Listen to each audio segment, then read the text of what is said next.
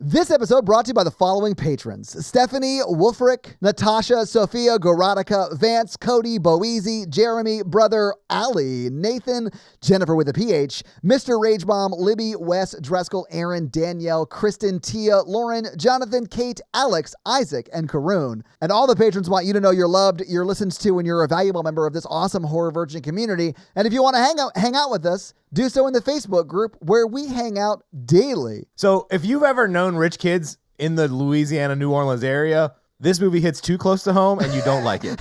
Body.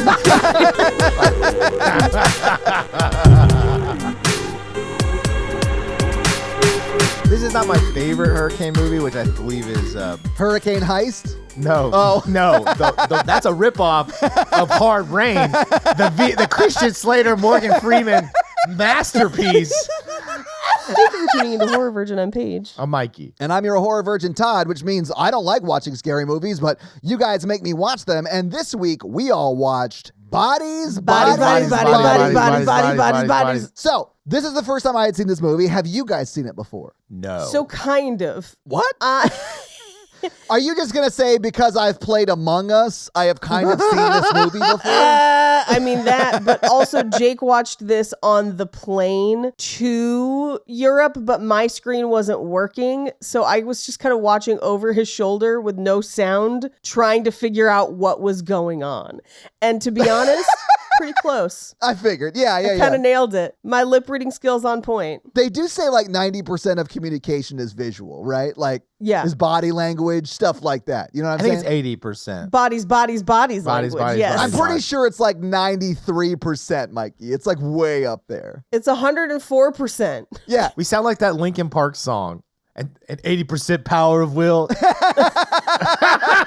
are you, an energy drink commercial? Fuck off. No, there's a Linkin Park song where they add up a bunch of statistics. No, I know. I'm familiar with the song. 4% pain, 8% orange juice. I'm pretty sure Mikey is just turning that song into someone's like how to make a drink at a bar. Like 20% sangria. Okay, all right. I know a lot of people like this movie, so I want to be like respectful. Did you not like this movie? I really like the aesthetic of the movie. Okay. I don't like watching dumb kids be dumb kids. And I don't know if that's because I'm old now, but like I had totally immediately figured out, I was like, oh, Davidson, he's either faking his death and it's caused all this bullshit, or it's like an act. Like I called it from the beginning and I was like, and these people are just so fucking mean to each other. And I will say like no other movies made me be like, I shouldn't date younger as much as this movie because of that poor fucking guy. If for nothing else, then thank you, Bodies. Yeah. Thank you, Bodies. I empathize with that guy who's like, I'm just going to go upstairs and read now because I don't want to hang out with you kids. Oh, you mean the vet tech they murder in this movie who is so confused as to what the fuck is happening? He had no idea. That's exactly how I'm going to die. And that's, I think it would hit too close to home. Here's what's terrible. When they're breaking down why they think he's the murderer, I'm like, listen, they're not. I mean, they are wrong in this case, but like, they're not wrong. Well, Paige, in the movie, they're not wrong because they're saying statistically, and he is the most likely person statistically to have done this. Yeah. Until they were like, no, he's a vet tech. No, still as a vet tech, he is still more likely statistically to, just because he's a white man of his age. A white man of a certain age group.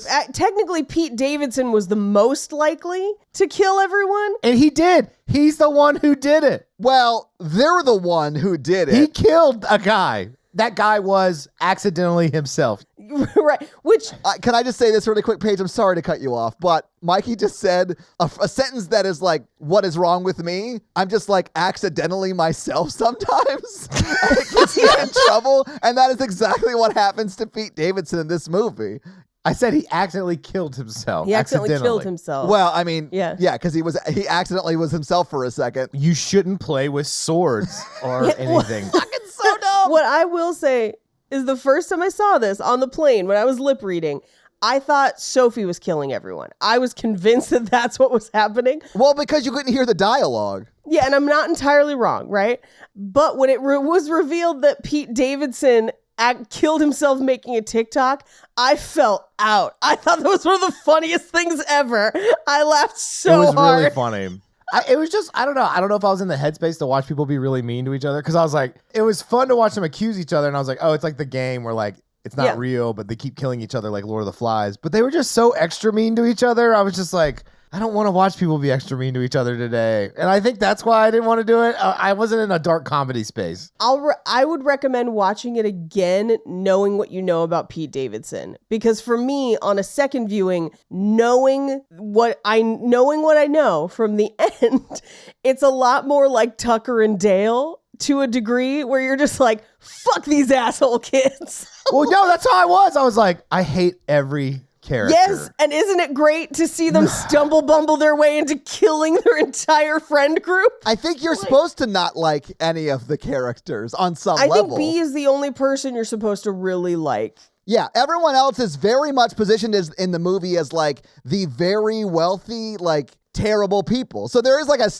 a class statement in this movie too on some level. 100%. But I mean, I would say that's not the focus of the movie, but they're making that statement with it too. Maybe it was just too close to work. I don't know. To just come up on like really personal arguments that are that serious, like is like a work thing for me. And I'm just like, because you'll be like, hey, everybody, what's going on? And they'll be like, and you use Coke around me when I'm trying to be clean. And I'm like, that's a lot to unpack really quickly here. That's fair, let's though. separate. That's facts. You know, Yeah. Like when she came at them with that, even though we know that she'd already relapsed at that point, but there's a part of me that's like, yeah, you had Coke out everywhere. And her argument that like, it's not a problem when you do it, but suddenly when I did it, it was a problem. And they were like, your Coke problem was more serious. And she's like, then why are you still doing it? Yeah. Like, come on. I really like the direction and like the visual style. I really loved all that. Oh yeah, very but cool. it's just, it reminded me of people I went to college with in a way that was like not healthy for me as a person.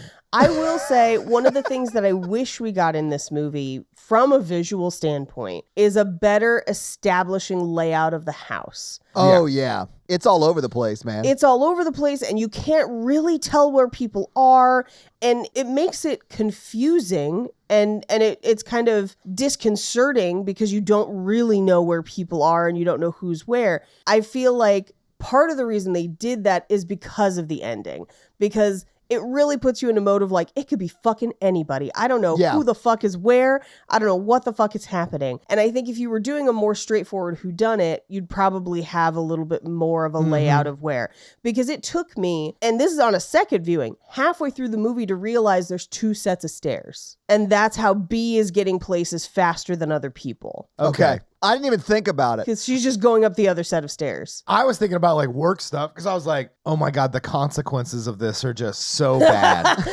like to just walk up on a scene and be like, we all accidentally killed each other last night, but on purpose, I would be like, this is so bad. I mean, they're probably going to go to jail, right? There's going to be some sort of legal fallout from this. Yes. I honestly don't know what it is, though. I have no idea. Todd, my thinking the first time I watched this, before I knew what the ending was, I thought for sure that if Sophie wasn't responsible for all the deaths, she was definitely responsible for some of them.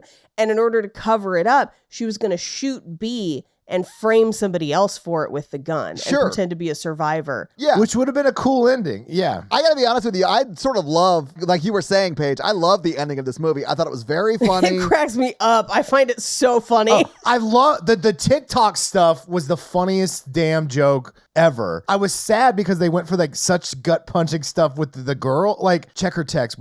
She did cheat on you with me before. And that's like the last words. And I'm like, so she really did cheat. Well, you already know. Because, like, B has already, at that point, been out to the car and found the underwear. So she knows. Right. Yeah. So when she asks Sophie, and Sophie's like, no, I would never do that to you. That's when she gets scared of her because she's like, yeah, I think you did kill Emma. Yeah. I mean, the horror of this movie starts when some person says they love you in 6 weeks. Wait, okay, I got to jump into it because I was in a position like this a couple months back. Have you ever been on a group outing or trip with somebody where someone brings a significant other that's too new of a relationship to be bringing them to the thing? Yes. Okay, because I went to Vegas for a wedding with my gay bestie of like 10 years. And one of the other girls there brought her girlfriend who had moved in, and they had known each other less than 2 months. Like moved into her house, and brought her to this wedding that only had like 6 people at it. And it was very clear that they were in like new relationship realm and not completely ignoring the like just wide chasm of red flags in front of them. And we got back from the trip, and literally weeks later, like 2 weeks later, my friend calls me and is like, can you believe they broke up? And I was like, absolutely. Yes. What I can't believe is that she brought her to the trip. Like, what? I had a girl break up. We were supposed to take a trip to New Orleans, and I had a girl break up like a week before the trip, and we had already paid for everything. And it was with Chris and Maddie and all of that. Like, we had a group trip. So I had to call the hotel and be like, yo, she broke up with me. And they're like, we won't fine you anything. We'll just refund everything. And the hotel was cool about it. That's a better choice than bringing someone you met 2 weeks before on a trip with like friends. Yeah. Everyone's meeting that person for the first time. And there's some trips that are better for that than others. Like, yeah, like a trip to a bar. Well, or let's say you're in a situation where everyone is bringing significant others that not everyone else knows, right? Yeah, Cheesecake Factory is the optimum place for that to happen. Yeah. You know, where like they're going to have new people to talk to and they're not the odd person out. That's a better situation. The version of this that she does is like bringing this one person that no one knows, that she's only known for 2 weeks, making everyone have to like learn and meet this person for the first time. And then Sophie kind of does the same, although at least it's 6 weeks instead of 2 weeks. That's not much better. But they punch the dude in the face, which I think is a very strong indicator of... Well, Pete Davidson is a bad person in this movie. Yeah, man. I gotta be honest with you. When I saw A24 and Pete Davidson at the beginning of this movie, like in the title credits, I was like, fuck, it's gonna be a slow burn with Pete Davidson. Like, I don't think I can handle that. Wait, did I accidentally click on the King of Staten Island? Which I like that. I like that movie. But my only other Pete Davidson experience was Meet Cute on Romancing the Pod, and I hated that movie. Oh, yeah. That movie, but not because of him, though. Yeah. That's not his fault. It's the people who wrote it thinking it was romantic and not a horror film. He was a victim of, like, abuse. Yeah, he was a victim of abuse in that movie. Yeah. But, you know, A24 is sort of known for their slow burn movies. I was not expecting it to be what we got. And there were some super scary moments in this for me. Like, I don't do well with, like, movies that rely on, like, flashlight lighting. You know, like dark spaces, quick turns, flashlights. Like, that shit makes me so nervous. I fucking hate it so much. Really? I wasn't nervous this film. There were a lot of moments that, like, got me. But not, like, super bad got me. They're not, like, full-on jump scares. But, like, when Pete Davidson bumps into the door, or when they scare Lee Pace when he's on, like, the squash court or whatever the fuck he's lying on with his light mask. Like, those moments sort of scare me because they're, like, jumpy a little bit. But the movie as a whole, I thought was very funny. Like, I sort of dug it. I wouldn't watch it again just because of the scary moments, but I really dug it. Like, I thought it was a good, funny movie. I'll burn a fun fact, and there are not a ton of fun facts out there. So unfortunately, fun facts will be a little shorter today. It's a newer movie. Just because this is still a newer movie. Yeah. But one fun fact that kept coming up that I do find really interesting is that the cast was responsible for their own lighting in this movie and had to hit their lighting marks on cue, because otherwise it doesn't work, which is incredibly tough to do while you're also acting, to be like, we need you to get this beam of a flashlight right here. Yeah. Like, from a filmmaking standpoint, that's so difficult to do. But that's how this movie is filmed, and each person's light represents something about them. So we'll talk about it as we go through. Oh, that's cool. I like that. Yeah. But man, knowing that they had to, like, between the actor and the cinematographer, or whoever's like actually controlling the camera, sometimes it is a cinematographer, sometimes it's I think like, they do have a cinematographer on this one. Yeah. So either way, like, they have to be so in sync that you have to rehearse that. You know? Yeah. It's not something you can, like, nail just by reading a script and doing it. You know what I'm saying? For a movie that sounds like the chorus of an LMFAO song, like, I enjoyed it way more than an LMFAO song. That's true. I mean, it definitely is the chorus of a Megan Thee Stallion song. Oh, is it? Body yada yada yada yada. I've never heard a Megan Thee Stallion song ever in my life. Missing out. Really? I'm not saying I'm not missing out. I just don't listen to much music anymore. This coming from someone who literally has to go play a show tonight. Well, this is coming from somebody who made an LMFAO reference when that band has been broken up for over a decade. What's another LMFAO type band that's still around? There isn't one. That kind of music died with them. Yeah, I mean, like, that was the peak of music. I mean, it's all been downhill since LMFAO. I do, though, fucking love the soundtrack of this movie.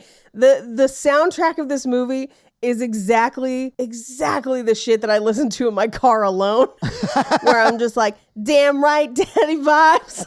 I am some sort of, I loved everything about the movie except the kids, and I feel like I was shaking my old man at the sky moment. I was just like, I hate kids. I'm just like, But you're not supposed to like them. Like, they're rich, spoiled people. no, because I pictured myself showing up with police the next day and being like, what the fuck? See, I'm picturing myself showing up with police the next day and being like, what the fuck? You guys are idiots. No, I would, but like, it's so much paperwork. That's so much. Yeah, I mean, for sure. A lot of I mean, people. I'm like, you just ruined each other's lives and killed 5 people for no reason. You guys For no reason. And we're extra mean about it too. And here's the thing. I'm not a person who likes nihilistic endings, and this kind of is one because Yes. it basically is just like, you killed all your friends for no reason.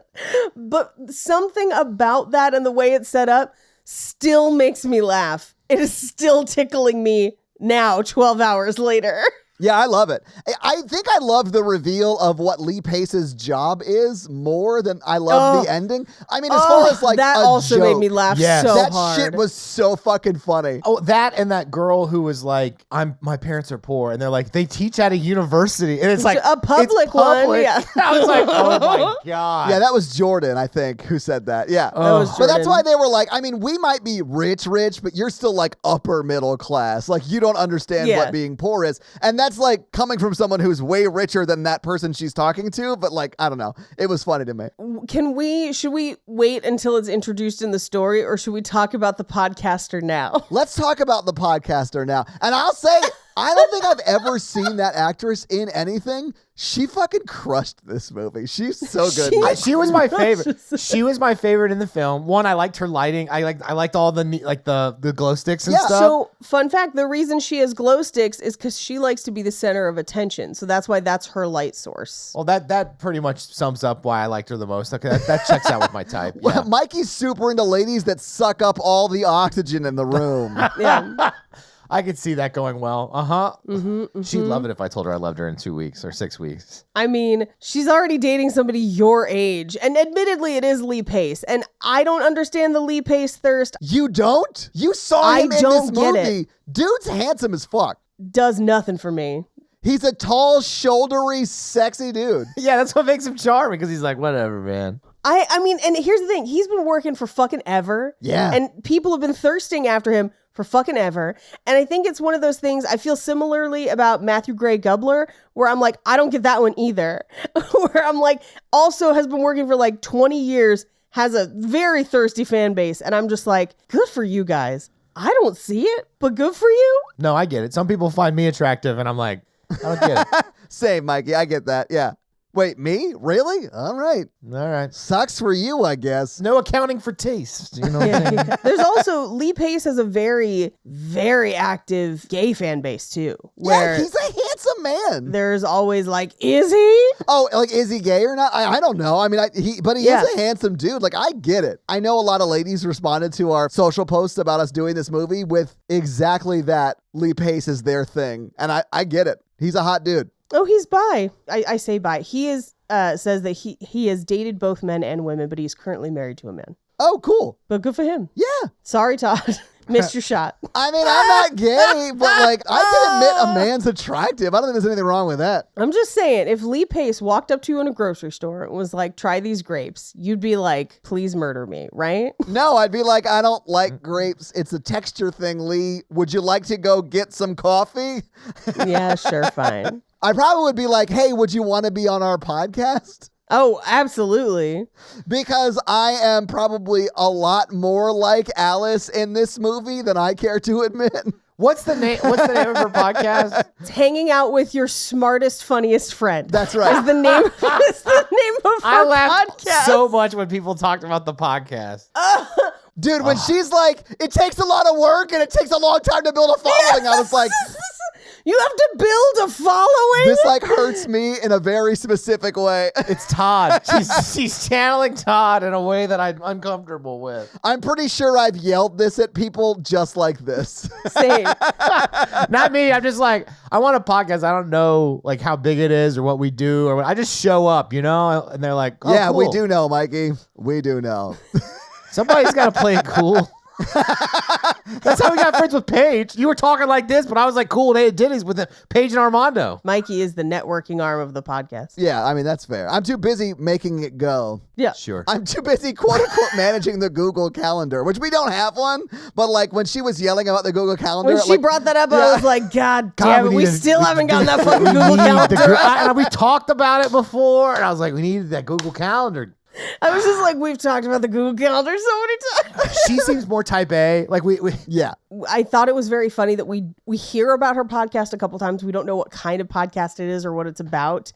And I was kind of like trying to guess the whole time because this is one of the things I missed on a first watch through. I also did this. This is how I process the podcast. Yeah, Since it yeah. is hanging out with your smartest, what is it? Funniest friend. Funniest I think friend, she just yeah. interviews different friends of hers think so, every too. week. Paige, there is no way that podcast is listenable, right? No, I'm sure that podcast is terrible. But okay, did it make you think? Are there friends of ours who listen to this listen to these podcasts that we I'm make? sure there are. I Good for know them. there are. What I think happens more often than not is that I have a bunch of friends who don't listen to this podcast and don't interact with it at all on the internet. And so they don't realize it's a big deal. So like I was on a friend's podcast and he posted on Instagram and the next day he was like, this has like 14,000 watches. Like, what is happening? And I was like, oh, sorry, bro. I should have like warned you or whatever. And he's like, we normally get 200. Like, what is happening? He like, it's been a very crazy week for him. Have you had? Okay, this is what I've had because I play it cool with the podcast scene. You know what I'm saying? I do it too, like in public and at work or whatever. Yeah. Yeah, and they're like, I have a podcast and it's got this amount of listens. And you're like, oh, that's cool. And then you like throw out your number and they're like, no way. They like don't even believe you. And I'm like, well, See, those interactions tend to go differently for me because I don't bring it up initially. they bring it up. They come at me. Like Yes. they're like, I've my had many people podcast. come at me and be like, do you guys get like 100 a week? And it's like, we get 100 a minute on launch day, bro. Which means nothing. You out there need to understand that all of this is that's all bullshit. It is all bullshit. And I'm glad we have a successful show or whatever. Yeah. But I mean, like, I don't throw it out at people to attack them, but like being attacked. Well, and also, like 99% of those people will quit their own show within weeks of telling you those numbers. Yeah. Like statistically. It's super rare to have a long running podcast. It's super common to have or have had a podcast. I can't help that episode 38 on Horror Virgin led to like just increased growth from then on that after. I mean, you could argue it was 123, but whatever. She's not wrong. It is so much work to run a show. and Todd does most of the work on this show. I just want to say this really quick. If you're looking to go back to the beginning of Mikey's run on the Horror Virgin, you're going to have to go way earlier than episode 38. It's hilarious to me. He doesn't know what his first episode was. Yeah, weren't you on 15? No, I think it's like it's in the 30s. I'm confident. I'm going to guess right now, and I'm looking right now. I don't know. I think it's 27. I'll check. Okay. Grave Encounters 38 might be when I came on full time. Damn it. It was 26. 26? The Thing though is my first full-time episode. That is true. The first The Thing episode. That I think that's 38. It's 34. We didn't give Armando a mic until episode 15 of Cult Podcast, but his first actual episode was technically 11 with him shouting towards our mics. Which is why most podcasts suck, because they last for 3 Yes. months and the person who's doing them quits before they learn how to do it well. The reason I think if Yes. you go back to like the first Horror Virgin, the audio quality is not nearly as good as it is now. It's like not nearly as good as the podcast is in this iteration of it, right? And I don't even mean hosts. Right. I mean like formatting, production, all that Yeah, shit. yeah. Because I learned so much over that time. Todd's a masochist is what it is. Yeah. Like a normal person would have quit by now. But Todd is a masochist. absolutely. Fuck. I'm a workaholic, guys. It takes a long time to get into a groove, get very good at it, and collect an audience. Like, she's not wrong. No. Everything she says is completely accurate. Yeah. Which is why it's so funny. When she introduced what her podcast was, that it was hanging out with your smartest, funniest friend, I was like, this is every podcast consultation I have ever taken. Yep. Is this podcast and then me advising people not to make that podcast. And do they listen? No. Have any of them gone beyond 10 episodes? Also no. Also no. Paige, I can't tell you how many times people will reach out and be like, hey, I'll pay you to consult for my podcast. Like for my business, like they do it for their job sort of podcast. And I'm like, you should not do that podcast ever. Like, don't even pay me.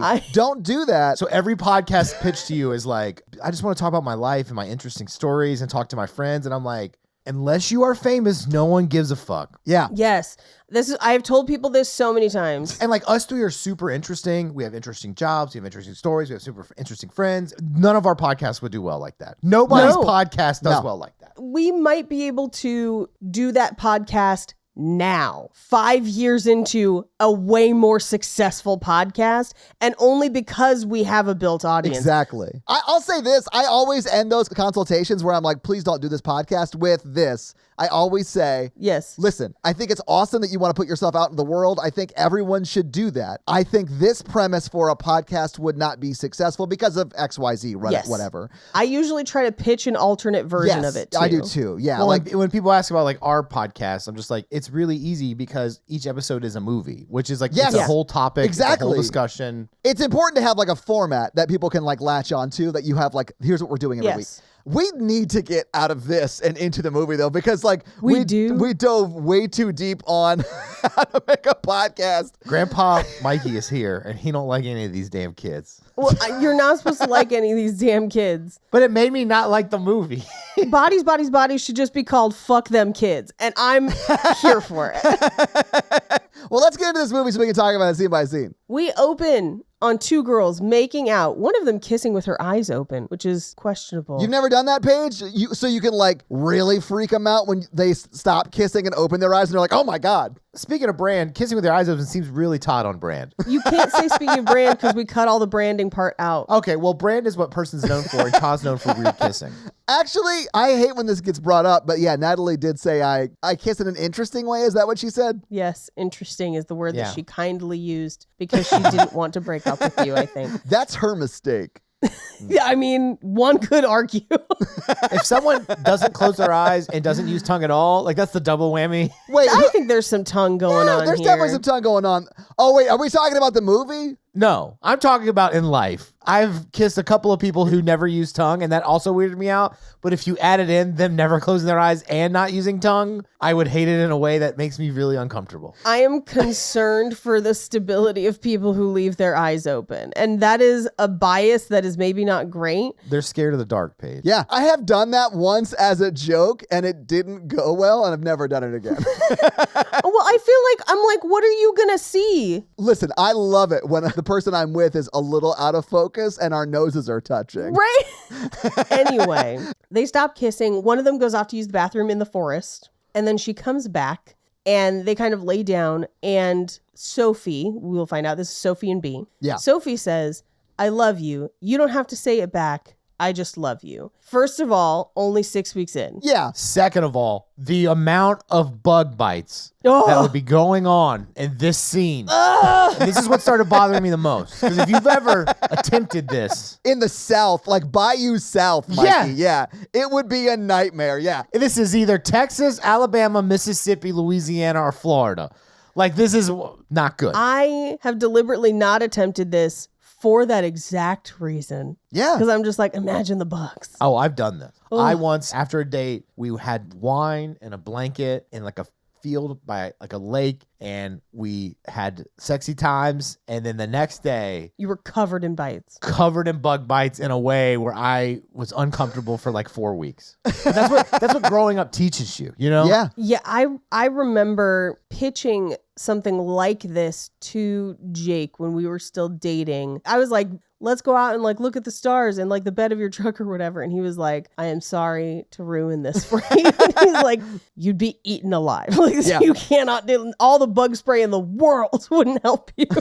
But knowing what we know about Sophie, this is extra fucked up. Yeah. That she's just like, by the way, I love you. You don't have to say it back, but I love you, which is, Sophie's not a good person. I know nobody else in the movie is either, but like this struck me, especially on a repeat viewing. I was like, dark. Yes. This comes immediately after like the A24 logo. So I was like, oh man, B's about to get sacrificed to some deity at this like at this like ritual thing. Like that's where my mind went They immediately. do other movies besides horror movies. They do, and they're really good. I was like, oh, she's got a fatal disease. I was like, that's usually how their love stories go. For love stories. Anyway, we cut to them in the car texting separately, and B is clearly kind of nervous, and Sophie is like, hey, they're gonna love you. Like, she even at one point, she's like, Jordan's gonna love you, which is a crazy thing to say given like, you know. Because their history, Paige. Oh my God. Their history.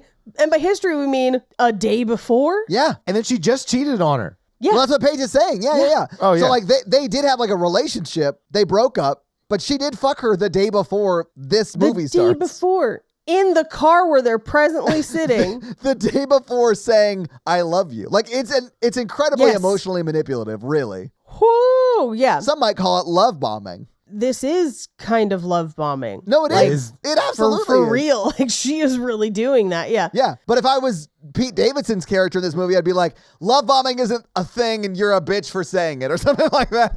Like Pete Davidson's character is the worst. Okay, I have to tell a funny story. I can't imagine what story is going to come after that. I'm a very complimentary person. You know what I'm saying? Sure. Yes, you are, Mikey. And like I was on a first date a few weeks ago, and they're like, "Are you love bombing me?" And I was like, "What?" I was like, "I said you look nice." I mean, maybe they just listen to the podcast and they know that you're mean to me all the time. I don't think so. I pretty much hide that I podcast from everyone in my life. I do too, Mikey. I did tell someone who asked me, they were like, I don't know if Mikey's hitting on me or just being nice. And I like read the text. I was like, that's just Mikey. Yeah. I was like, I'm like, good for you, he's just girl. a nice guy. I know who you're talking but about. I do say that sometimes I think you think that you're just like complimenting people and they're just going to take it and there's nothing tied to it. Yeah. But I think people receive those compliments and they're like, what the fuck did he mean by that? Because people don't normally do that, Mikey. Well, I guess I won't tell anybody, hey, nice thirst trap.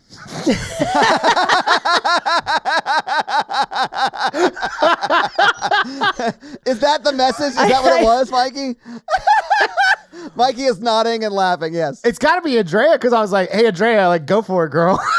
Yeah, That's what I she told was her. like, I don't know. And she's like, I don't want to like make it weird. And I was like, no, I think that's just Mikey. One of the things I said, I was like, you go get it. She was like, he keeps calling me hot. And I think he's just being nice. And I was like, he's just being nice. Not that you're not. Like, you are for sure. But like. Not that this is the same situation that Andrea is going through. But usually when guys text her that, it is followed by like, yeah. I sent her a dick pic next to anything. I was like, girl, you posted a pic. You posted a thirst trap. You look hot. Go get you some dick. Go for it. I live too far away.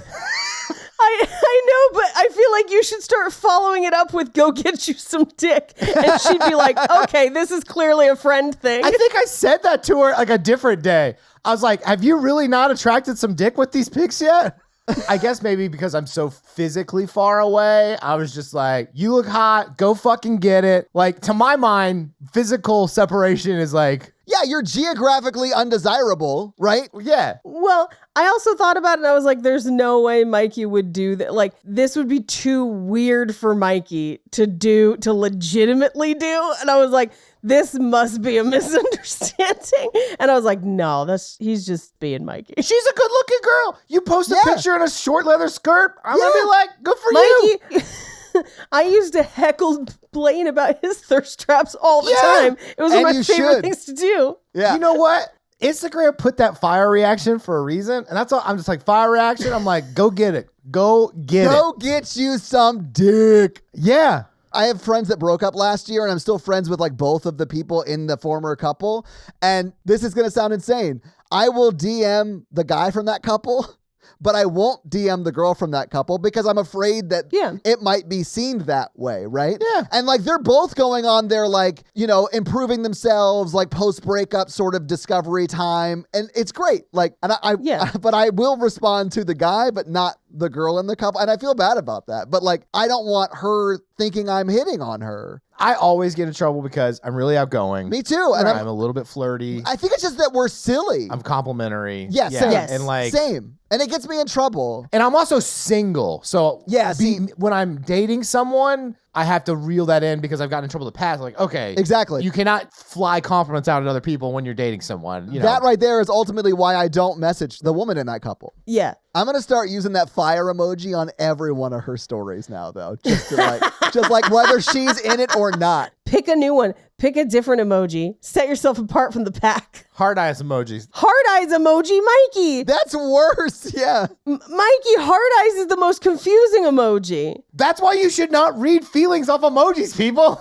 That's what they mean. It's called emoji. The E from emoji is emotion. What are we doing? There's a cultural understanding of the level of emotions tied to those emojis. I do feel like I'm telling my granddad about what Instagram is right now. So like, I do feel like Mikey is living in the lane of like these young kids. They don't have a good emoji. It's like, hey, I think you're really pretty. Go for it. You know, that emoji doesn't exist, you know? Mikey, you got to use the dancing ladies. I'm not going into the emojis. It's got to be one of the 6 ones you can just click. It's all about user interface. It's all about intuitiveness and ease of use. Fully 1/3 of all emojis you can react to send like, I want you more than friends levels. And that's just the default ones. You got laugh crying, sad, clap, surprise. Clap. Go with clap. Heart face. No, because then she's going to think he wants to give her the clap. Mm-hmm. Or you want to clap those cheeks? I send clap all the time where I'm just like, yes, bitch, yes. Yeah. Or I send praise hands a lot. Well, clapping's become like clapping cheeks. No, Mikey, that's the peach emoji. I can't believe you don't know this. I can. He's like the grandpa. We're talking about emojis. Yeah. My dad knows how to use TikTok, Mikey. You need to I catch don't up. have TikTok. I never downloaded TikTok, and I'm fine with it. You didn't even know that the peach emoji was the one for clapping cheeks. I did know that because I once tried to sext a girl with just emojis, and that was flirting. What does he mean by dog, Ukraine flag, apple, and shoe?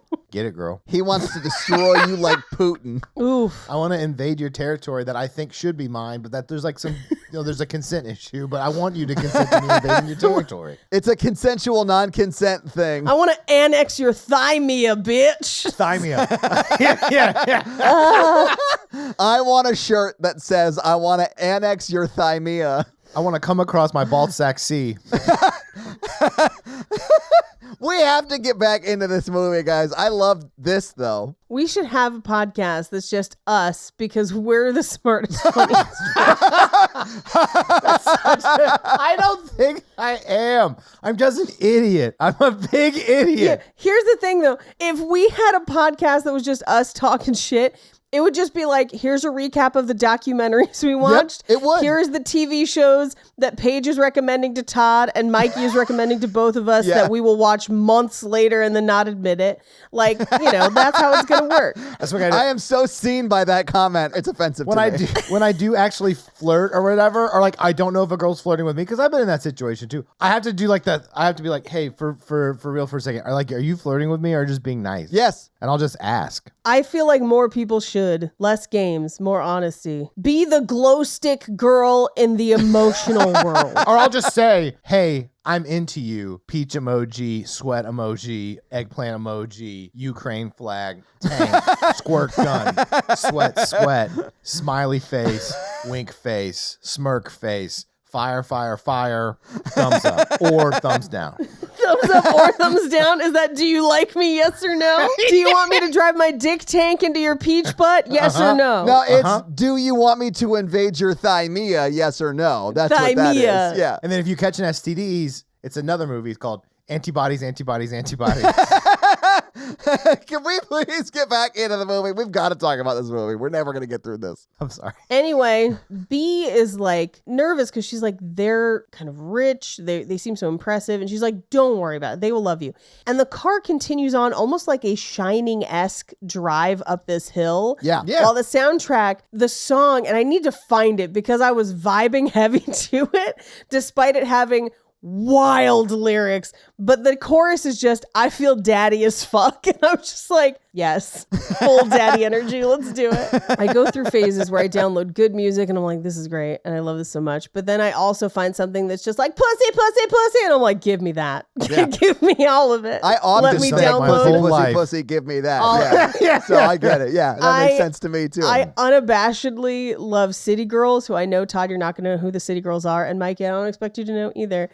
If you're going to shame me for not like knowing who City Girls are, I'm going to shame you for not knowing the London Boys. How about that? I'm fine with that. But did the London Boys ever say, yeah, my pussy talks English, Spanish, and French. This pussy talks diamonds, dollars, and yens. Oh, great. We all have Duolingo, Paige. It's not a big deal.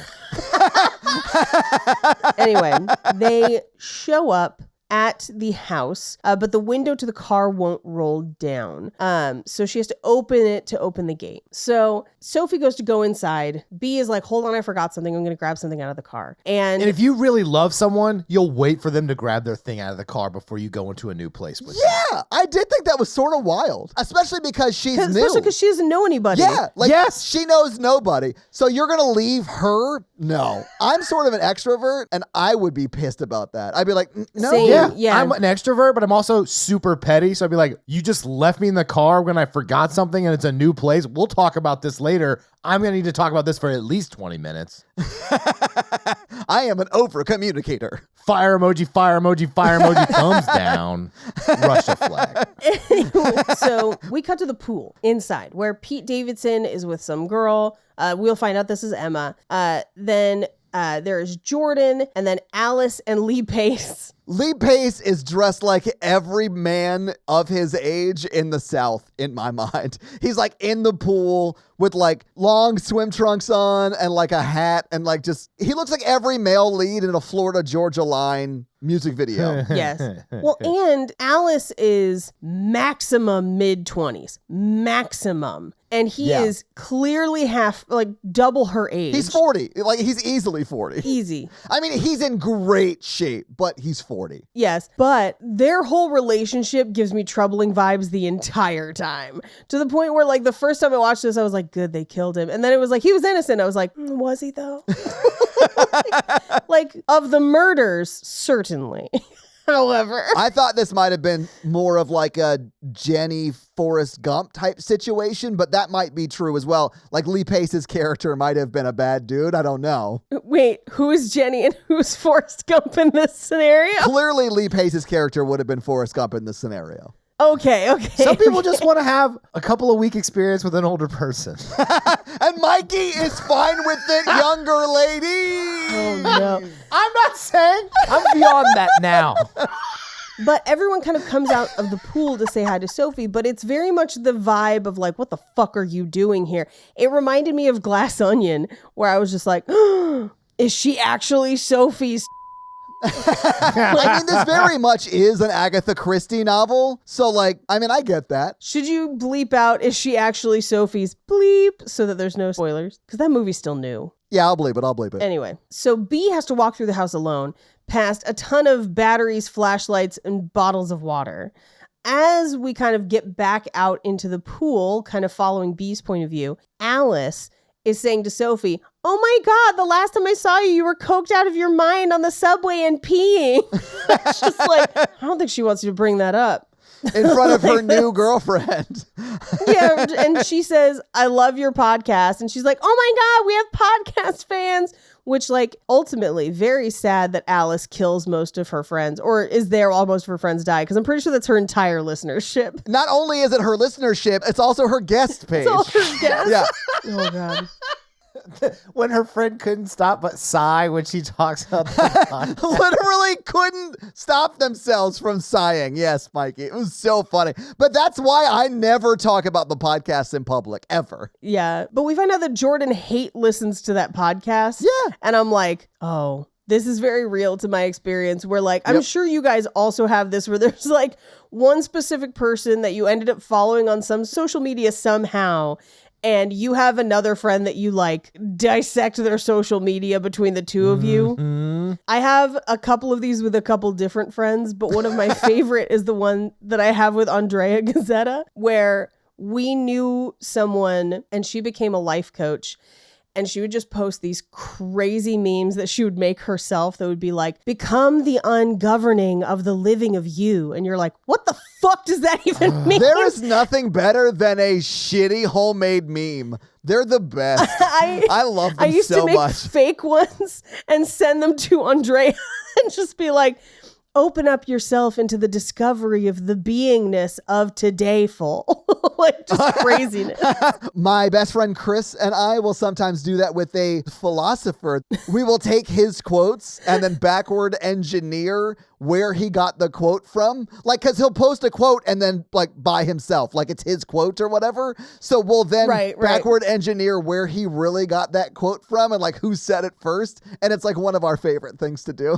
Like, okay, I respect people's bullshit. You know, you got to play the game. You know, you got to put your bullshit out there and like you got to make a name for yourself. I get it. When you start buying into your own bullshit, that's when I have a problem with things. That's the person that Andrea and I text about is fully bought into their own bullshit. Yeah. And they'll say things like, conflict is the food that your feet need to walk on your journey. Like, what are you saying? Mikey, would you like to share a personal anecdote that makes you sound as petty as Paige and I? I mean, basically everyone I follow is super self-destructive, and then we'll post the Taylor Swift quote afterwards, and then still do I'm the problem. It's me. I can't wait for her follow-up to that song, Accidentally Myself. They're just like, we're on a journey. I'm like, you are still responsible. Okay, so this is not a joke. And this is like exactly poignant to what we were talking about earlier. Remember that the lady from the relationship that I do not message? What I wanted to message was she posted her hiking saying on a journey. And I was like, yeah, you're hiking. I didn't say that, but that's what I wanted to say. That's what I would do. This is why everybody thinks I'm an asshole. But I didn't want to like start a conversation with her because I don't want her to think I'm hitting on her, largely because I'm in a relationship with Natalie, but also like I'm really good friends with her ex, you know, like I wouldn't date her anyway. Right. I wouldn't date her anyway. She's fucking gross. She hikes. Well, no, I mean, she's a great person. I think she's great, but like I would never date her because I love Chris, you know, not that Chris. Too many people are named Chris. But that's why we have to rank them by looks. Yeah. Social media has made everybody just like, it's just, oh God, it's all awful. And I hate myself. So that's why I won't ever buy into my own bullshit. Yeah, I think I have a very similar relationship to myself, Mikey. So yeah, I agree. That's also one of the reasons I don't want to talk about the podcast publicly. Like when I went and shot that independent movie, or I didn't shoot it, I was there helping them shoot it. When Natalie was like introducing me to people, because she knew a bunch of people that were there, she was like, and he has a podcast. I was like, please don't tell people about the podcast. Like, I don't want to talk to people about their podcast or my podcast. It's just like a weird dynamic. I hate it. The worst moment every time in my dating someone is like the first 3 weeks, and they're like, what are you doing tonight? And you're like, I'm recording a thing that I do. I would just say working. Because it is sort of a job at this point. Recording a podcast. And they're like, should I listen? I'm like, no. No, please, God, do not. At least until we've slept together. Yeah. I just like, that's not the real me. That's like a character of me. That's why I go by a separate name. Spruce Randolph. Spruce Randolph. I knew it was you. We got to get back into the movie, though. Okay. Once they start killing each other, the movie like ends. It is. And the movie's only 94 minutes long to begin with, which is wild because we've been talking for just 89 minutes. And haven't gotten to it yet. It's me. We're the problem. It's me.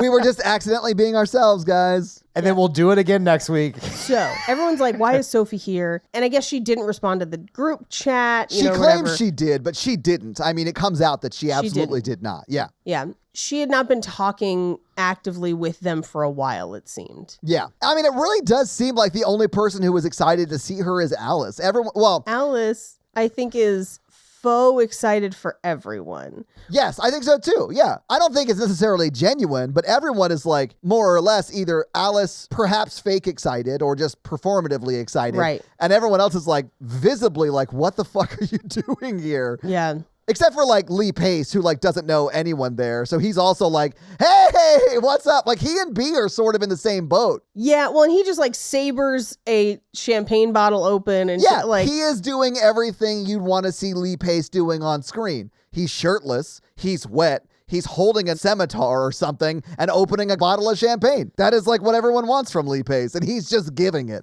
for free. Anyway, this is where B has finally made it outside and has the package that she retrieved from the car. And she's like, I brought something. It's zucchini bread. And this to me, and they are such dicks about it. They're so fucking mean. If someone made me zucchini bread, I'd be like, sweet, let's eat some fucking zucchini bread. It's so good. Somebody offered me friendship bread, and I was like, is this friends with benefits bread? The benefit is you get to eat the fucking bread, you ungrateful ass.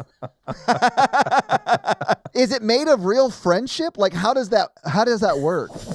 You got to grate the friendship real fine, and then you got to squeeze a lot of the moisture out of it. Otherwise, the texture is going to be all fucked up. If someone made me zucchini bread, I would be very grateful. Even if I didn't like zucchini bread, the gesture alone is nice. It is, and zucchini bread is surprisingly delicious and does not really taste like zucchini much at all. No, at all. Yeah. Yeah, but they're literally, I read this as, she's not rich like them. She wants to make a good impression. She thought this would do it. And Pete Davidson is literally like, thanks or whatever. I was just like, what, you rude ass, like, you little shit. I hope you slit your own throat open while making a TikTok. Well, you know what, Paige? The movie has something in store I think you'll be a fan of later on. It answers my prayers for sure. Anyway, it starts raining and they all have to go inside because we will find out that they are here to ride out the hurricane. So we cut to inside the house. Sophie and B are making out. And David, who's Pete Davidson's character, walks through and is like, hey, Sophie, we need to fucking talk for a second. And he literally calls her fuck face. He's like, hey, fuck face, we have to talk for a second. Although they are like best friends. And I have said... Are they? Well, they refer to each other that way. So you're about to bring up a point I think is super valid, but they do refer to each other that way. And I have said that to my best friends. Yes. But make your point, because I do think it's super valid. Yeah, so he pulls her aside and he literally is like, what the fuck are you doing here? Yeah. Like, he clearly is not happy that she's there and it's his house. Yeah. I got like brother-sister vibes from them. I realize they're not related, but like, because they were quote unquote best friends, but like there is something very contentious going on in their relationship clearly, right? Like that's why I thought like they have to be family, like to talk to each other like this, you know? Well, I think they've been friends for a long time, but I think they are kind of different sides of the same coin where he is very spoiled and selfish. And I think she is not as obviously so yet.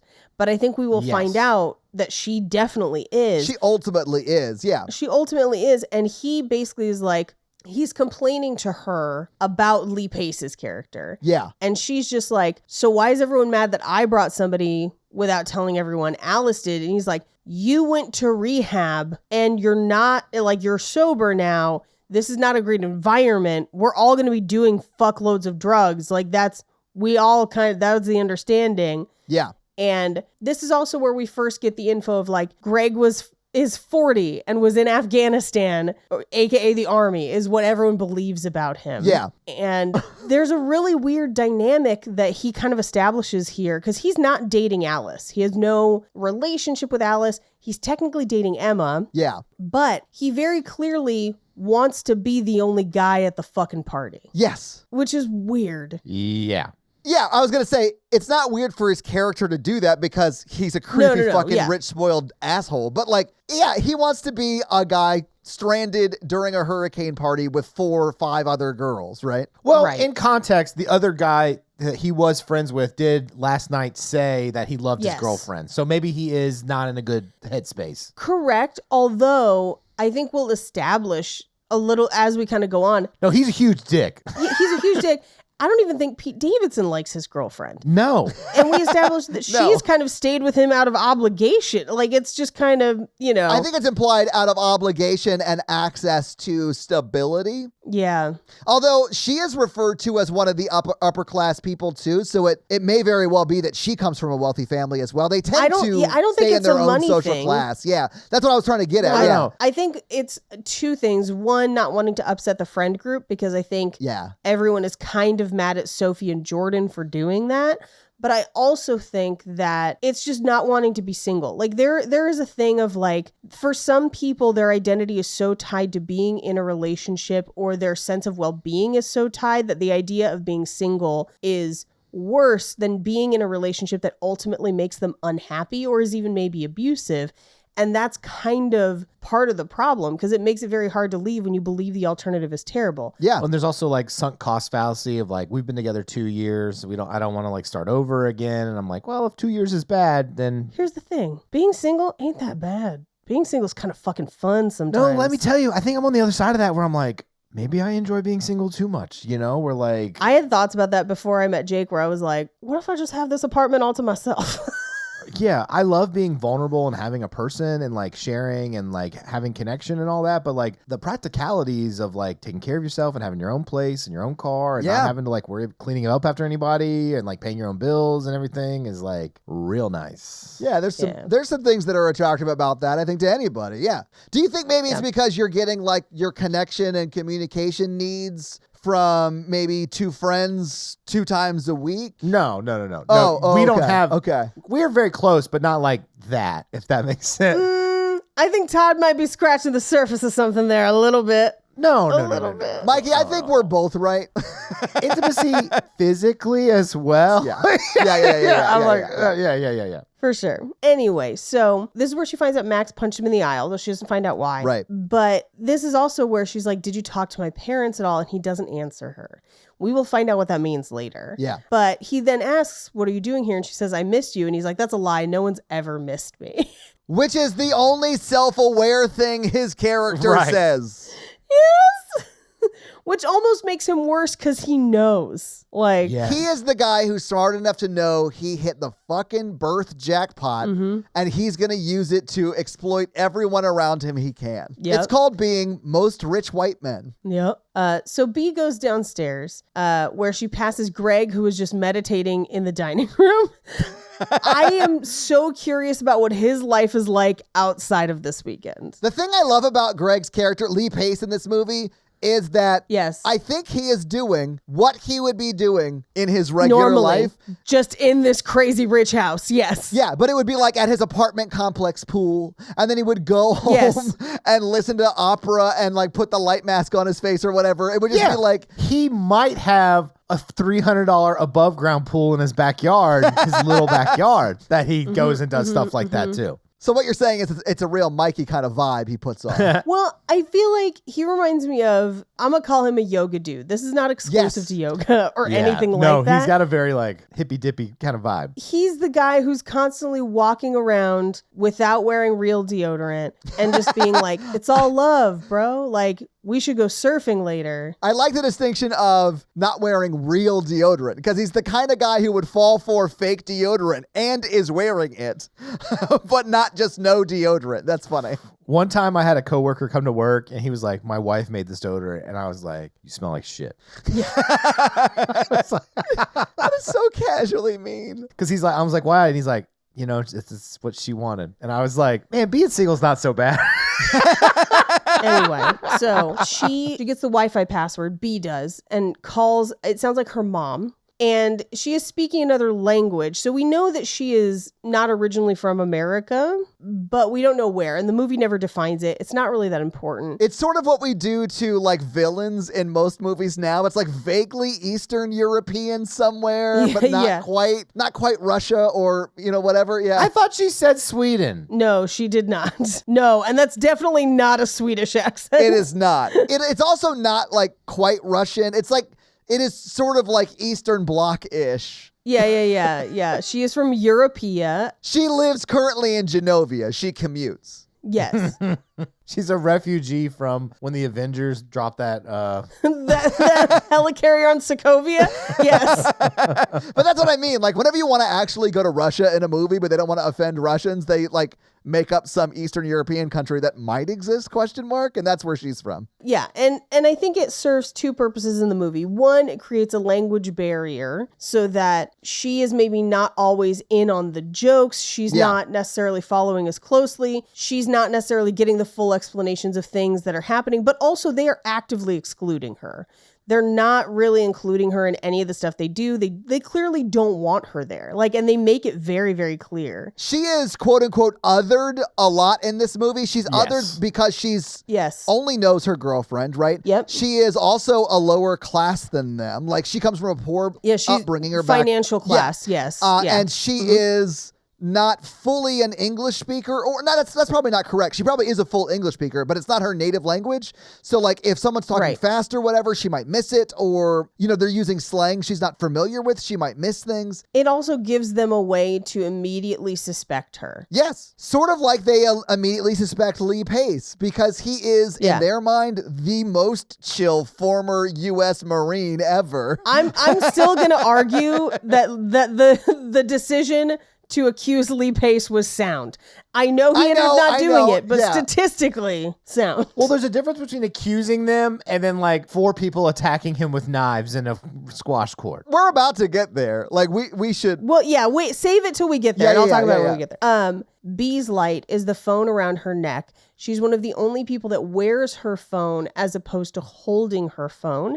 And in part, that is because she is meant to be somebody who helps others and is not as self-absorbed as the rest of them. Yeah. So that's why she wears it instead of holding it. Yeah, which I thought was actually really interesting. I was like, that's true. And they're like, because it keeps her hands free to help people. Well, and also, she's the only one I think that is using like not only like the front flashlight, but the... Yes, the screen itself. Yeah, the screen is a flashlight, which you can do on your phones. And she's got both of them on. So when it's like hanging down because she's not actively holding it, it's also shining light in front of her still. So like, I thought it was pretty smart anyway. Yeah, for sure. Yeah, I like that though. I like that all of their lighting says something about them. And the fact that Lee Pace has a full-on light mask, I can't wait to hear the reasoning behind that. That was the one that didn't have one. Now, granted, they don't consider that a light, air quotes, within the movie because he's not using it to find his way around the house. Yes, but that's fair. I think you can infer a lot from that light mask. Yeah, that's why I brought that one up specifically. And I don't think he wants to be. I think he's there because he's dating this girl who's much younger. There's a separation between him and that friend group, and he doesn't care. I don't think he really cares that they don't like him. He's there for his girlfriend and the drugs. Right. Yeah. So when he's like gets tired of, he's like, I'm gonna go upstairs and read, which is why I always bring a couple of books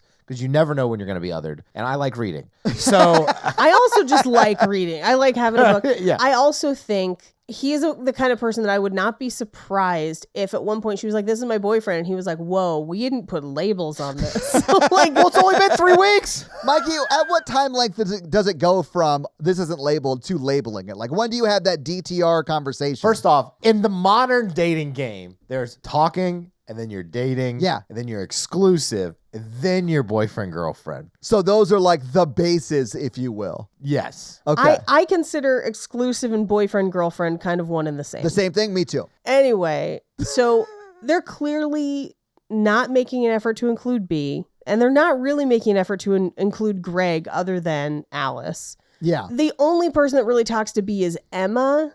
And she's like, are you from Moscow? And she's like, no, why? And she's like, oh, because Dr. Zhivago's my favorite film, and just walks away. Like that. Yeah. She doesn't continue the conversation at all beyond that point. This is a nightmare weekend trip scenario. Yeah. Well, and B's sitting there eating cake. They tell her after she's got a couple bites in that has weed in it, which, by the way, depending on how much weed you put in that cake, a couple bites will fucking do it. Like, we don't know how high B gets, but definitely a little bit, probably. I think it's a safe assumption that part of this night she's definitely high. I mean, but most people are like super on drugs through the whole movie. Here's the crazy thing. Even with her eating a bunch of edibles, compared to the rest of the group, she is sober. Yeah. Like, it is wild how many drugs get done this evening. This instance would be used as a propaganda film against drugs. Like, it would just be, the news would be, drugged up kids kill each other.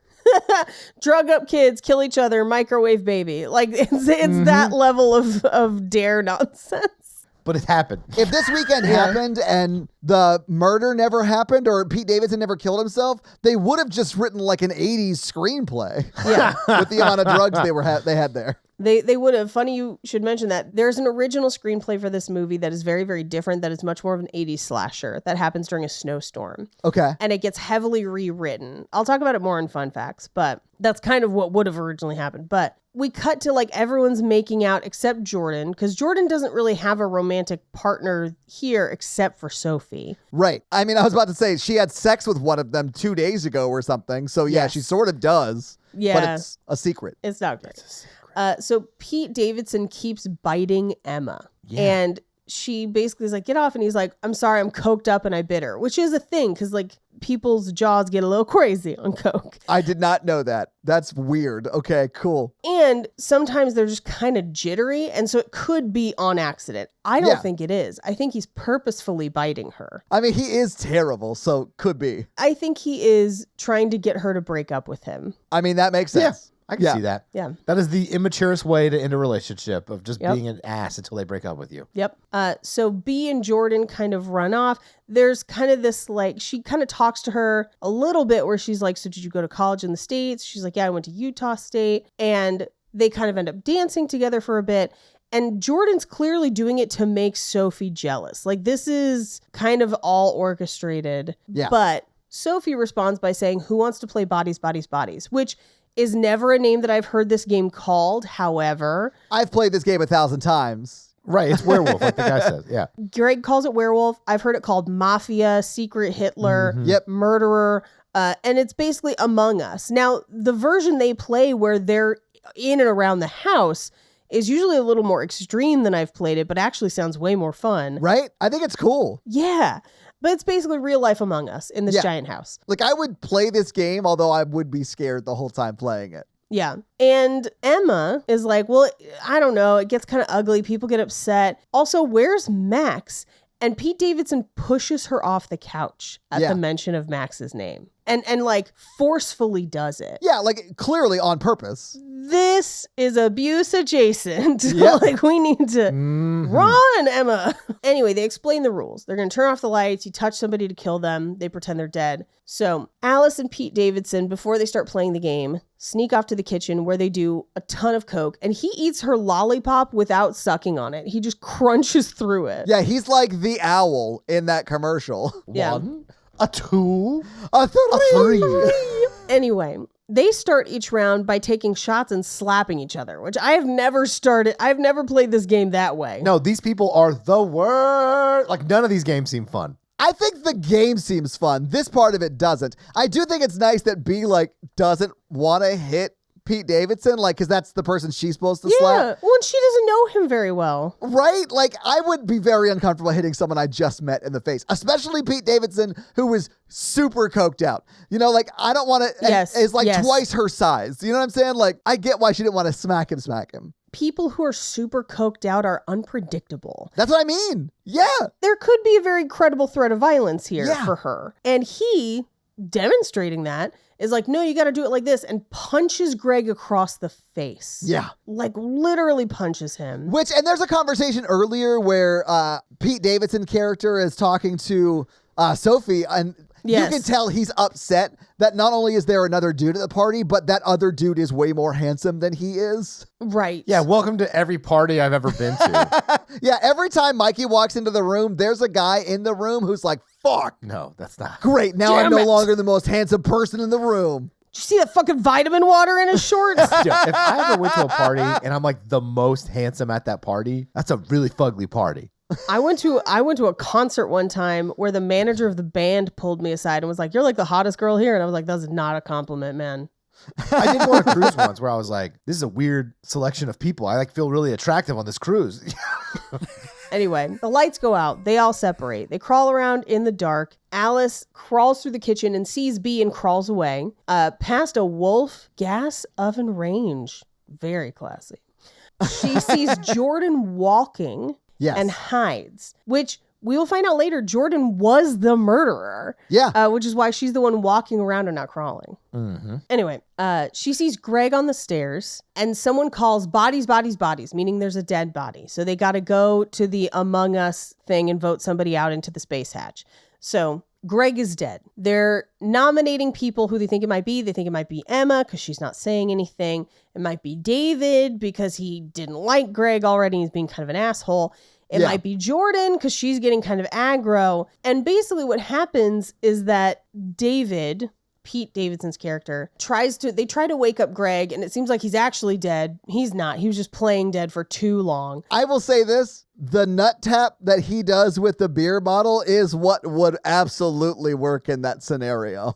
Yes. I mean, that scene would have been more funny to me if he actually was dead. Yes. Same. But I like the way they use it in the movie. Yeah. And so he gets up, and Pete Davidson, he is like trying to explain what has happened, you know, who they're accusing and why it's not him. And Lee Pace just says, well, the best defense is a good offense, which is actually applicable in this scene. He's just too dumb to explain why. Yeah. Because like to go on the offensive and accuse others is an easy way to deflect from yourself, right?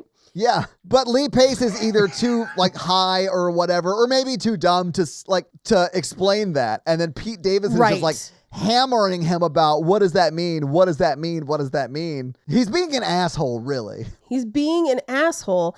And Greg is finally like, okay, all right, I'm kind of fucking done with this. You guys have fun. I'm going to bed. Yeah. And Emma is kind of like swallowing and nervous. And they're like, see, maybe she's nervous. Maybe it's her. And she's just like, it's a normal thing to do. Like, I'm acting normal. And Pete Davidson says, no, you're not. It's unattractive. Again, fucking run, Emma. Yeah, like right. Run away. But this is when Alice brings up like, oh, is this why you guys like never have sex? Because of course, Emma's been confiding in Alice, and you know, sometimes drug lips get a little loose. I did love that scene because Emma's like, no, I haven't been saying anything. And Alice is like, yes, 100%. Yes, she tells me yes, everything. she has. Like they're almost over talking each other. I thought it was so funny. Well, and he's like, so you're talking about me behind my back? And she's just like, well, you're always gaslighting me. Like, which we just saw him do to Lee Pace. Yes. By the way. Yeah. Like, and he's like, that word is overused and it doesn't fucking mean anything. And I'm like, no. You just did it. Like, we just watched you do it, basically. Whether it's overused or not doesn't mean you aren't doing it right now. You didn't do it. Yeah. And he's like, oh, are you going to call me a narcissist and a foot soldier of white supremacy? I was like,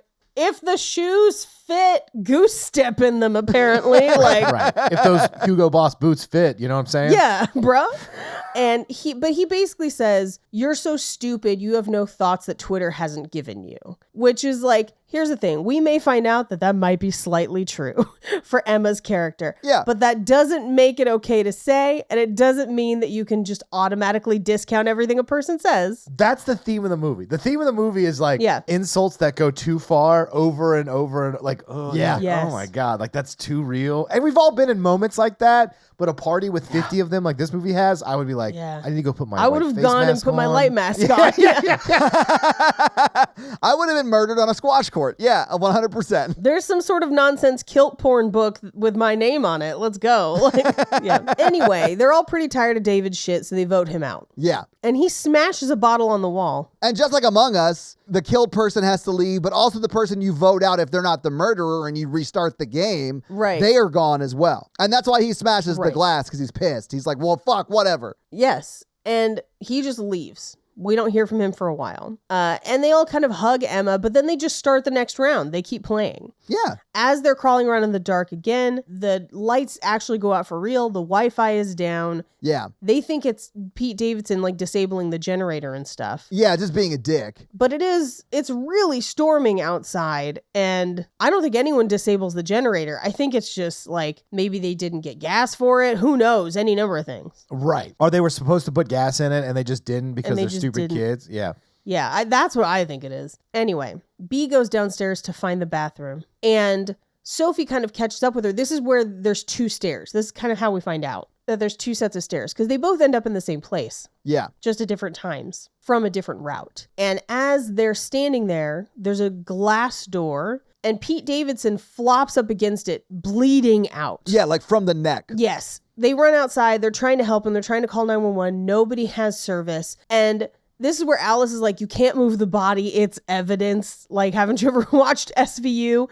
Where, like, I mean, Here's the thing. Moving the body could have made him bleed out faster, but like it was going to Yeah, he was dying anyway. Like there's not much they could have done for him except for maybe make him more comfortable in his final moments. But Right. And here where I was like, you got to go to a neighbor's house at this point. There's a dead they body tried to. outside. yeah, they do try to. But like I agree, Mikey. This very next scene, they try. One of the things I sort of like about this movie on some level is for the majority of the movie, they do try and like stick together and stuff like that, or at least the beginning part. And then that's when the factions start to form, right? Right. And I feel like that is probably what is more likely to happen than what happens in a lot of other slashers, where like everyone splits up to search the house one-on-one for the murderer. Right. Yeah. Yes, I think this is realistic of what would happen in this situation when everybody's like on a lot of drugs. Yes, which yeah, so I yeah, think in that sense it rationally makes sense. But like, it's at one point I would have just been like, I'm leaving. I don't care. I'm just leaving. Like, I don't care if I make it or not. They do establish, because B tries to leave. Jordan also tries to leave. There is nothing around them. It's just that one drive up that hill, and they can't get out the gate because it's electric. Yeah. So they can't get off the compound. Yeah, they would have to like climb the gate or the fence or whatever and then walk miles and miles and miles and miles. Right. That's what I'm saying. I would have done that after one or two bodies started appearing at that place. I would have definitely considered it, Mikey. Especially if I had like one of y'all with me. I've been like, we either got to hide in the car or we're going to get really wet and it's going to get cold, but we got to get the fuck out of here. Yeah. Get garbage bags. We'll make it like a little poncho. We gotta leave. They get in the car and they're gonna literally drive for help. That's what they're gonna do. But the car battery is dead because if you remember, B left the window visor down with the light on. Yeah. And we've established that it's not a great car. It's got some electrical issues because of the window. So we know that it's like... Yeah, it's an older car. Yeah.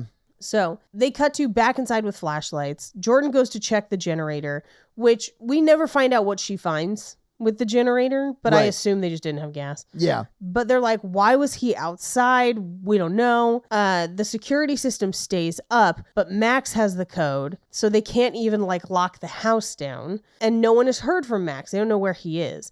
And this is where we get the story of like, they took shrooms. He admitted he was in love with Emma. Yeah. David seemed fine with it at the time, but then he wasn't the next day. And so it's been kind of a weird day. But at this point, they realize that someone is still missing and it's Greg. And in all the screaming, he hasn't woken up. He basically probably didn't hear them, but they all grab weapons. And Alice at first is like, he would never do this. Like, we can't go after Greg. And they're like, how long have you known him? And she's like, 2 weeks. And they're like, what's his middle name? What's his last name? And she's like, he's a Libra moon. And that says a lot. Have you had this conversation with like people that your friends are dating and you're like, yes. I'm like, oh my God, girl or guy. The people that went on the trip with us to Vegas, it was like, we're at dinner and we're like, so what do you do for a job? She's like, oh, I'm an Instagram influencer. I have like 1,000 followers. And I was like, and I like just kind of looked at my friend and I was like, I shouldn't bring up. Nope. And I just like went back to eating because I was like, 1,000 is not enough to influence anything. I was like, okay, well, we're just going back to dinner, I think. Yeah. That's awful. I did love it, though. It does have Mercury and Gatorade vibes, and I loved it. I think it's very funny. The girls that were on that trip with us called themselves the Twin Flames because it felt like two flames joining into one flame. And they explained this many times over the trip. That sounds about as awful as this movie. But really Mikey, bad? if I was there, every time they said it, I would have like not been able to control my like in this movie when they're talking about the podcast. Like anyway, the Twin Flames broke up. So surprising no one. Anyway, she's like, Greg is a good person. I know he wouldn't do this. He's a Libra moon, which my husband is a Libra moon. I get it. They're a very attractive bunch, but that doesn't mean they wouldn't kill people. Just saying. Right. I'm not saying Jake has killed people, but you know, if he was the Lee Pace in this situation, statistically. But Paige, he's a Libra moon, and that says like a lot. He's a Libra moon, and that says something. You know, the funny thing is, he didn't kill anybody. Like, so it did say a lot. Alice is technically right, and I love that. I mean, as someone who be a Scorpio moon with a Virgo rising living with a Libra moon, I mean, that says something to some people, I guess. I don't know what it is, but something. I don't know what any of what you just said is either. Someone told me it means that I'm a really mean perfectionist. And I was like, well, I don't know. I think everything's bullshit. yeah, mostly. I'm like, not everyone in May, like as a Taurus, But everyone in May drives a Taurus, and that's what's more important. which is at least a 4-legged creature. That you can ride all night, ladies. Has there been a centaur car? They'd call it the Sencar. Wait, Welcome to the Honda Centaur. That's a good car name. That's a good car name, guys. it's a good car name if you have to drive it with your feet like a Flintstone vehicle. No, it's like, what if it's like a soft top? No, it's 1 horsepower because It's one person power, Paige. from the waist down. Anyway, they find Greg, or rather, they go looking for Greg. They find Emma first. And Emma has basically been upstairs kind of under the blankets. She does talk about being super hot and not understanding what's going on, which could imply that maybe she has taken some Molly already. Yeah. But we do know that she takes some Xanax in this scene as well. They ask Sophie if there's any guns in the house, and Sophie says no. And I do think that she maybe did not know there was a gun in the house. Yeah. I mean, they do say he's rich, but his politics check out, which I thought was a very funny line, especially because when later in the movie, it's proven that they do have a gun. And like, Yep. maybe their politics check out, but they still are wealthy. And so they have a gun. Yes. I thought that was a very funny distinction. Yeah. They go to Greg's room, and this is where they find his go bag with his knife for the hurricane, which does make sense. Yes. And also that somebody was doing a bunch of lines in there. I think it was Alice. Probably. Yeah. But it also could have been Emma. And honestly, it could have been Lee Pace. He just doesn't seem like he's super on coke, right? But like, it could have been. Who knows? It could have been. As they're checking other rooms, this is where B finds Jordan's bra. And this is going to come back later because it matches the set of panties that she finds Yes. in the car. So they find Greg. He's laying down in the basketball court because this house has a basketball court. And he has a light mask for his seasonal depression. Now, that is a thing that people will get lights for seasonal affective disorder and stuff. I've seen those. I've usually seen these masks for wrinkles, but whatever. Hey, whatever works. Lee Pace is 40 and looks fucking great, so it may be 4 wrinkles, and he just tells people he has seasonal effectiveness disorder. Who knows? Anyway, they all surround him. He wakes up and freaks out because he's had headphones in, so he didn't hear them calling. He didn't hear any of the craziness, and he's had the mask on. And he's just like, hey, so are we still playing the game? Why do you have my go bag? And they're like, why'd you pack a knife? And why'd you circle this on the map? And he's like, it's a hurricane. Yeah. Like, wait, what? I feel like I'm the only one who prepared for this correctly. Yes. And they're like, David's dead. And he's like, in the game? And they never clarify. No, they they do not not. give him enough information. All he knows is there are 4 women who all are like have With knives. knives. And they are sort of yelling at him a little aggressively. Like, I do think he makes some wrong choices in this scene that ultimately lead to him getting killed in a way that seems like self-defense. Like, I don't necessarily blame B for doing what she did. Yes. Because I do think he allows the situation to get escalated to a point where there is a credible threat of injury, you know? Yes. And that was my point that I was going to make earlier that I was like, save it for now. Because Okay, yeah. I think the girls are not giving him enough information, right? So he doesn't know how to react. But also, I think if you are those girls, you fear him and you don't want to give him enough time to hurt you. And those are absolutely valid things. They should be thinking that way. Yes. And you even see Alice, while they're building up to actually killing him, and that makes it sound like they planned it. They didn't plan it. But like while the scene is building to that crescendo, right? Like Alice is very much on the, we got to make sure you're not going to hurt anybody else sort of side. Right. And then when it comes out that he's not really the killer, she is like, fuck you guys for killing my boyfriend. Like not remembering that like when she was in the room, she was team kill that guy. Yeah, well, and she converts from he would never do this until they find the go bag and the knife to team kill that guy. Yes. And like, and here's the thing. I think if he had put down the knife in good faith and been like, can we talk this out? Oh, yeah. I don't think that would have gone well for him. I think he still would have died. Yeah. And I think as long as he has the knife, they have to fear him. So it's this really bad situation that's never going to end well, where either one of them is going to get hurt or he's going to get killed. And ultimately he gets killed because the girls kind of jump on him to attack them, and he's much stronger than them. And he throws Emma against a wall. Yeah. Because he's trying to defend himself. Like he's being attacked. Like you can understand why he would do it. This is one of those weird situations where like everyone is acting in straight up just self-defense. Yes. But because of a lack of communication, they all think that each other are going to kill them, The girls are not technically acting in self-defense. They're attacking. Mikey, for what they think and the information they have, I would call it self-defense. Yeah. The law would not agree. So, you cannot just kill a person because you think they killed somebody. I know. That's not what we're saying, Mikey. That's not what we're saying. No, well, once he has a knife, it is. And at one point, he gets the knife. And that's where I think it switches to self-defense. He got the knife from them attacking him. They had not attacked at that point. He reached out and grabbed it. Yeah.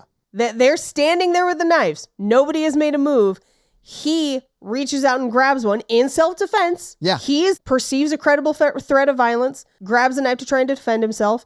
They take that as an attack. An aggressive act. And then they attack. Yes, it's everyone is technically in the wrong and the right at the same time. It is very difficult. It's like a super nuanced scene that I sort of dug the shit out of because it is like, oh man, I don't know if I've ever seen this sort of scenario exactly like this play out. And it's sort of cool to see. Right. Oof magoof. Anyway, so as he is actively fighting with the girls and does have a knife, B gets him on the back of the head with a kettlebell twice. Yeah. Here's the thing. Multiple people get killed in this movie. Multiple people kill people in this movie. She's the only one that shows any sort of emotional impact or remorse about it. Because she instantly, after seeing what she did, and she did it to try and protect somebody. Yes. She actively was trying to help. Her girlfriend. I mean, he was about to stab her girlfriend. He was about to stab Sophie. Yeah. Yeah. And she immediately throws up because she's just like, oh my God, what have I done? And then Sophie shows her true colors for this woman she said she loved 4 hours ago. Yep. She's like, go change your shirt. Like in the most, you're so disgusting right now way I've ever heard someone say, go change your shirt. Yeah. It's, oh my, oof, magoof. As she goes to change her shirt, they start arguing about whether or not they should have killed him. And this is where Jordan presents the argument that statistically he posed the biggest threat. Yeah. Which, again, even with the information they have wrong, is still correct from a statistical point of view. Yeah. Even if you take statistics out of it, if they were all the same sex, all the same gender or whatever, Lee Pace is 6'5", 200 pounds of muscle. And the tallest other person there is 5'4" and 130 maybe. Size-wise, Lee Pace is by far the more scary, imposing figure now. Well, and he's the unknown. He has known them the least amount of time. And he fought in Afghanistan, Paige, right? Or so Clearly, they believe. That's true, right? This very calm, laid-back person. I know some pretty chill vets, but we do find out that he was not a vet in the sense of serving in the military, but rather was a veterinarian's assistant. I love the way she backs it down to that because they're like, but you said he was a vet, a veteran. And she goes, no, he's a veterinarian. And they're like, he's a veterinarian? And she's like, well, a vet tech. Well, technically it's a veterinarian's assistant. It backs down to even smaller jobs. I thought that was funny. Although I'll say this, vet techs and vet assistants have a very hard job. I could not work out of vet. It would break my heart. Yes. And those people are so compassionate and sweet. They're the best people in the world. Anyway, Jordan is like, I'm out. I'm going to go find help. I'm going to check on the generator. I'm going to figure stuff out. Sophie, while B is off changing, finds the Coke in Greg's room and does at least one, if not all of those lines. Yeah, she does a rail for sure. For sure. And Emma is kind of making this about her where she's like, well, maybe it's Max because we haven't seen Max and he and David were fighting over me. And at this point, Alice is like, what? No, more people are dead. I know, but I don't know. The only person who we don't know who killed them is David. Yes. So I think that Max is a possible perpetrator. Yeah. Especially because we haven't met Max in the movie at all. Yeah, right. Well, exactly. And because they literally fought, Max left because of that fight. Right. That makes sense, Emma. In a traditional slasher, it would be him probably. Yeah, probably. Or it would have been David faking his death to whatever. That's what I thought it was. Or Sophie to get money somehow or something like that. Sure. I thought it was David faking his death because you don't see the body again from like the time it happens You're to right, the very you don't. end. And I was Like you've expected them to go back and for the body to be gone. yeah, something Yeah. like well, or at least it be in the background while they're running around the house and it's never there. And I was like, this is suspicious. Yeah. But this is where Sophie shows back up with Coke confidence. And Emma is still like, I think they're fighting over me. And Sophie's just like, you didn't even fucking like him. You just liked having a boyfriend. And she was just like, whoa. Like, and this kickstarts the fight of all fights in this movie. I would say. Because this is where everyone is like, Sophie, we were glad when you went to rehab because we didn't have to deal with you anymore. Oof. And you brought this unknown and we don't know where she is. We cut to B, who has found a sweater in the house somewhere because her bag is still out in the car. They never got to bring them in. Yeah. And is just cleaning off her legs, cleaning the blood off of her. And while she's there, she puts on some makeup, probably to not look completely bloody. She's having her she's all that moment, and I'm here for it. But the other girls are very much, there's no one left to turn on except for themselves. Yes. So they start to turn on each other, right? And I do think if B was in the room at that time, she might have been killed. Yeah, I think so too. I'm surprised that she does not get killed because I feel like there's a point in this movie where they put her outside. Yeah. But I was surprised they did not kill her at that point or try to. Yeah. We see Sophie going through a bunch of the board games. She finds a ping pong ball that looks like an eyeball and opens it to find more drugs. Yeah. She goes and finds Emma and says, I'm so sorry. I'm so fucked up right now. They end up kissing and she gives Emma the drugs. Now we know that Emma at a baseline has Xanax, maybe some Coke, and maybe also some other drugs. We don't know. But I would wonder if giving her this either made her OD and that's why she falls down the stairs. Yeah.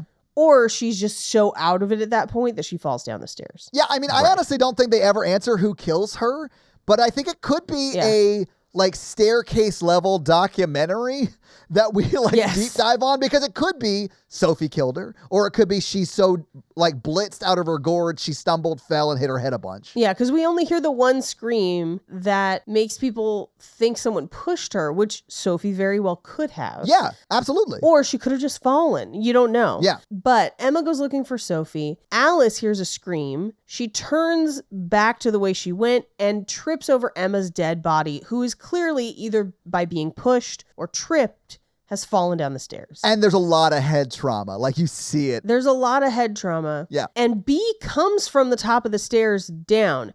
Now, we will find out there is another staircase that leads up there. So, like, it is possible that she was not involved at all. But we do know that Sophie was last with Emma. So, they basically, as they're now grappling with the fact that there's another body, Alice is like, I fucking told you it wasn't Greg.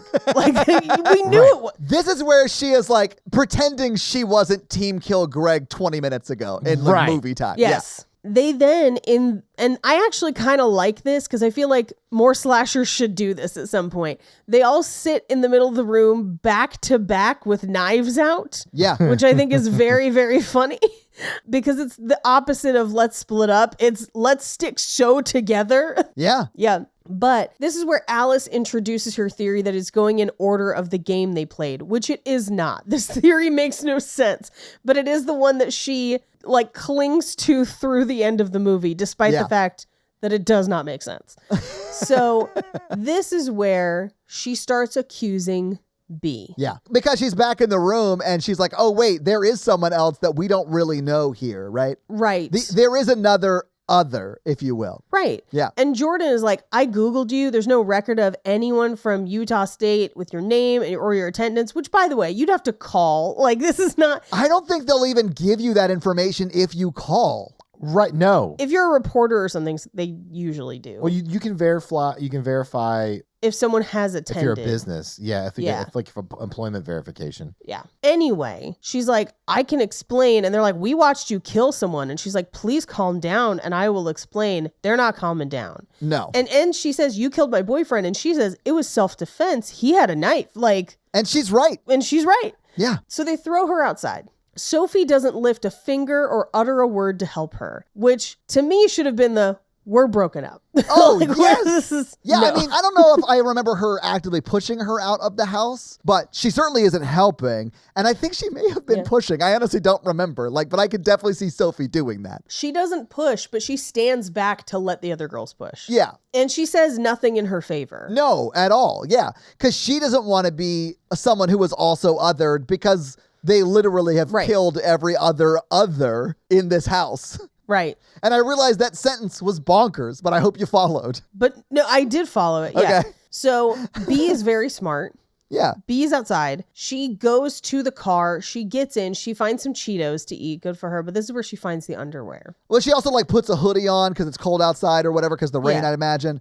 And she does find the other underwear that matched the bra from earlier, right? Yeah. Right. So she tries to get out of the gate. She can't. And in the house, Jordan is like, I heard something, stay here. And Jordan leaves. B, while outside, sees Jordan through the window finding a gun. Yeah. And so she climbs through the doggy door into the house, gets a hammer, and is basically just like, hey, Jordan has a gun in her pocket, and uses it as her bargaining chip to basically to get back into the house. Yeah, trying to at I least. would have stayed outside in the car. I would have stayed in the car. Me too. Same. Yeah. I wouldn't have slept at all, but I would have laid down and so you couldn't see that I was in the car, and just wait till morning and wait for the storm to clear. Or left. Or I am climbing this fence and getting... Yeah. I think that fence would be impossible to climb in the rain because it is flat. Well, that's what I was saying. I would wait for the storm to clear, and then I would absolutely get the fuck out of Dodge. I would just leave. Yeah. Car neutral, push it over to the fence, climb on top of the car, jump the fence. Well, so Jordan is like, I don't have a gun. She empties her pockets, revealing she was the killer in the game, which is why Alice is like, so you're the killer now, which again makes no sense. But Alice is coked out and stealing every scene she's in, so they had to find some way to get rid of this Mercutio, so they had to make her accuse someone who is gonna get pretty violent here in a second. Yeah, well, and they accuse B again of killing Emma. Yeah. And she's like, look, I'm going to tell you everything. I did go to Utah State for 1 semester. I had to quit because my mom was having a tough time because she has borderline personality disorder. I love Alice's reaction to that. I love her reaction. Oh, I'm so sorry. It's a serious mental health issue. Yeah. It felt like Which a Twitter... No, it is. It 100% is. But it didn't feel like a line of dialogue you would say in the moment when someone was being vulnerable and sharing it with you. Yes. It felt like a response tweet. And that to me was funny. What she says is, mental health is a serious issue and I should know I have body dysmorphia. Exactly. Which, that may very well be true. But it is very much her being like, I see your borderline personality disorder and raise you body dysmorphia. I see that you had to deal with a difficult upbringing, but I would like to refocus this conversation back on me. So I had this. Yeah. That's what I meant. It felt like a Twitter response. And she comes over and hugs her too, which is funny because it was like, you were just telling them to shoot her. But also, she's super on drugs, guys. Super. The wild swings and where she stands on things, I also think plays into why I love her character so much. But she's super on drugs. I think that explains it for me too, to where it doesn't bother me at all. Well, and Jordan does reveal that she has a gun. Yeah. And she's like, rich people always have guns. And she's like, Sophie says, my parents don't have guns. And she kind of looks at her like, really? Yeah. But we never established because it doesn't matter. And she does say, you didn't respond in the chat. We didn't want to invite you. And especially bring this girl who has a family history of mental health is basically what she implies. And Alice just goes, so ableist. I know. Which is both accurate, but also definitely her trying to be perceived as an ally in the moment. She talks in tweets and I love it. But this is where Sophie is like, you guys knew I struggled. You all did coke in front of me. My coke problem was a problem for everyone when Alice is currently coked out of her mind and no one has said shit about it. Yeah. And Alice just responds by going, I am an ally, which has nothing to do with it, but it's a really funny response to me. Yeah. It's hilarious. Great. Yeah. But she says, I get how it could look that way.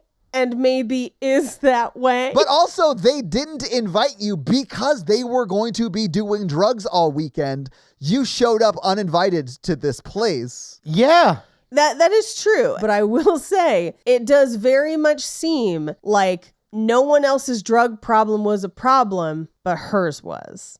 And it may be that hers was more serious. It is implied. But I don't think that her claims of racism in this regard are unfounded. Oh, sure. Yeah. No, I mean, Yeah. I'm sure she is right. Right. Yes. But it very much seems like everyone treated hers as a bad emergency and that she was ruining things. Yeah. Meanwhile, continued to facilitate and enable David and Alice and any number of other people's addiction. Yeah. And Sophie even says in this scene, the reason I stopped hanging out with you guys for a long time was because you trigger and enable me, which I think is a very valid reason not to hang out with people. Same. I think she was valid in saying that. Yeah. But they immediately jump down her throat and they're just like, oh, fuck you and your novel or whatever. And she's like, that's a healthy way to get emotions out. I thought that was really funny too, because I don't necessarily see Sophie as this terribly bad person. Even the fact that she relapsed tonight, like, I fucking get it. Like, it's a stressful night. Like, if you're gonna relapse. Oh my God, bodies dropping everywhere. Yeah. Like, literally, I get it. So, like, I saw her as someone who went to rehab and is really trying to make that sobriety work. And that's why she stops hanging out with them. Well, I was on board with that until the very next Yeah, line. I know, which I know. is when You're Jordan right. reveals what happened. yeah, that's Yes. what I'm. But also, like, if you're really trying to stay away from people who enable you, do not come to their house for a weekend party. Well, Yeah. I think the only reason she went is because she is clearly living a lifestyle she fucking hates. She drives a shitty car. She has to work for herself, but her parents have a trust for her that she has cut off from Yes. that would change all of that. The only reason she goes is because she thinks talking to David is going to help David convince her parents to unlock that trust. Like, I understood Yes. why she shows up there. It's an incredibly selfish and dangerous reason to go, but I got it, you know? Yeah. But this is where Jordan reveals that on her way up to drive there for the storm, that Sophie begged her to stop at the apartment. She did. Yeah. And they had sex in the car. Yeah. And she tells B, check your texts. Well, because of course Sophia is like, no, we didn't. She's lying. She'll say anything to like drive a wedge between us or whatever. And then she goes, check the texts. And I was like, hell on yeah. a rewatch, Hell yeah. I think Jordan is trying to tell B all night. Because there are multiple times where she tries to get her alone. Oh, And then they get yes. interrupted multiple times. Interesting. I didn't see that, but if I ever watch this again, I'll look for that. That's interesting. Okay, I noticed Yeah. that. I noticed that too, because she was always like, "Let's go off and like go for a walk or whatever." Yes. she's And at like, first "Eh." I thought she was trying to make her jealous, but then like seeing this now, I'm like, I think she was trying to warn her. cool. Yeah. And then the other girl kept interrupting. Yeah. Yes. And maybe the other girl knew. I'm not sure. But I think in some ways this might be her being like, Sophie is toxic. Like there's a reason she's not really welcome here. At least one of the times Sophie came and interrupted them. Yes, Sophie interrupted them a couple times because Yeah. she interrupts with the bodies thing, and she walks in on them one time. Like, I think Jordan, despite her delivery and despite clearly the animosity she has for Sophie, I think she is ultimately mostly trying to do the right thing. It just gets out of hand and she ends up shooting people on accident. But like, I think she was trying to tell the truth most of the night, potentially. I think that's fair. But she also says, like, I went to a ton of therapy from being with Sophie because she was manipulative and emotionally abusive, which we will find out probably true. Oh, I think we already know it's true because we see her emotionally manipulate her at the very beginning of this movie. Well, she does it to B, not to Jordan. Yeah. Yeah. But we'll also see it kind of come back in the end. Oh, yeah. But then Sophie turns and is like, you hate Alice and you make fun of her podcast. And you text me about it or whatever. And this is where we get the whole Alice is like, well, Jordan, you're not really poor. Your parents are professors, this whole thing. Yeah. Oh, yes, so funny. And Jordan gets mad and shoots Alice in the leg, which causes everyone to kind of dogpile and go for the gun. But my favorite is Alice being like, ow, you're on my leg, because she's just been shot. I have never seen this actress in anything, and I want to watch everything she's in now. Yeah, now. Exactly. I want to see she's everything great. she's done up to this point. Like, she is fucking chewing up the scenery, and I'm here for every moment of it. I love it. She's very funny. It makes me really sad because they're like fumbling over the gun, and she gets shot in the head. I don't know if it's on She got purpose. shot through the neck. Well, into the head, but yeah, I mean, the neck is nothing if not the portal to the brain. It's the neck of the head. It's the dick neck of your head dick. Head dick. Yeah, What? exactly. Have you guys heard of autobiographies? By the way, I once incorrectly said that happened in the Aliens episode. It was the Friday the 13th Part 7 episode. Yes. Shit, that was such a funny fucking episode. But anyway, so Alice is dead. I don't know why. Well, I don't know if it was on purpose or not, but I don't think it was on purpose. I think it was accidental. same. Yeah. Because they then turn on Jordan, because she has the gun. Yeah. Sophie tries to get the gun from her. She's kind of backing away. I would not have followed Jordan. No. But Sophie is like with her hands up, following Jordan around the house, who's walking backwards with the gun, right? Right. Like, don't come any closer, don't come any closer. And they like walk upstairs. Like, they're going to a whole different destination in the house in this like standoff setting. And I was like, why are you following the person with the gun? That's insane. Yeah. Well, and B hides, and Jordan eventually finds her and hides with her. Yeah. And she says, can you be honest with me? Did you kill Emma? And she's like, no. And did you? No.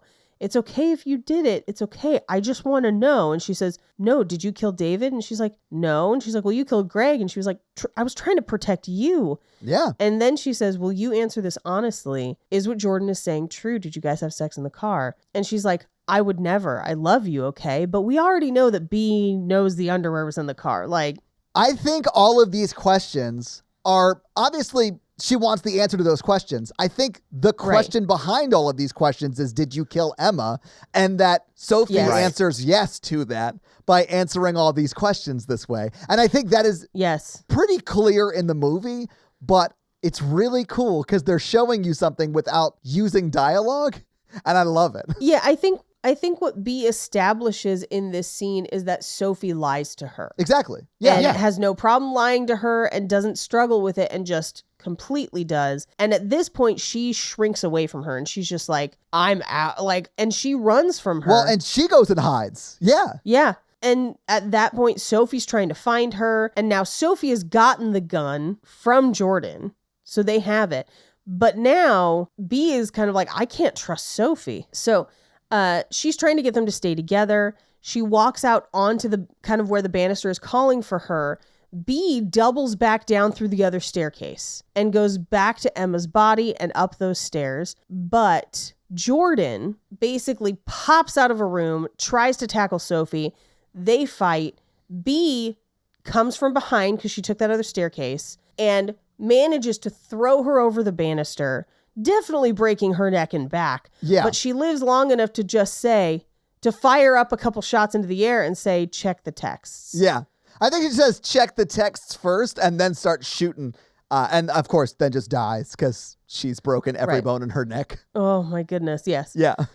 So at this point, B takes off. Sophie tries to find her. B hides for the rest of the night until the sun comes up. Yeah. That's the best decision to make. Best decision to make. She goes back through the house. She sees Emma's body. She checks Alice's body. We sort of see most of the bodies, honestly. Yeah. We kind of review where everyone is. This is where I thought like David would have been at the guest house. He's like, hey, I was just fucking around. What happened? Wild night. Yeah. Well, because she finds his body outside. And as she's standing outside, Sophie comes from behind to hug her and she has the gun, which... Why would Sophie need the gun? Right. If it's just the two of them left. Right.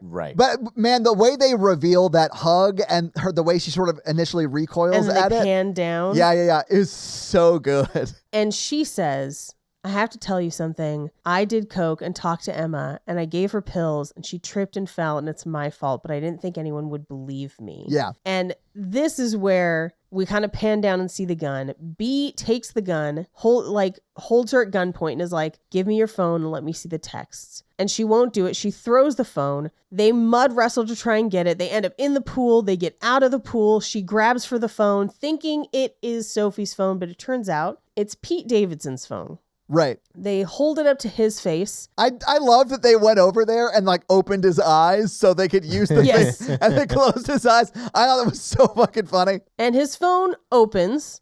And he was making a TikTok trying to open the champagne with a sword to the board in the house and I'm in the house board song, which is very funny. Yeah. And he can't do it. He tries to open it back towards his face and accidentally slits his own throat. Because he's an idiot. So now we know no one killed David.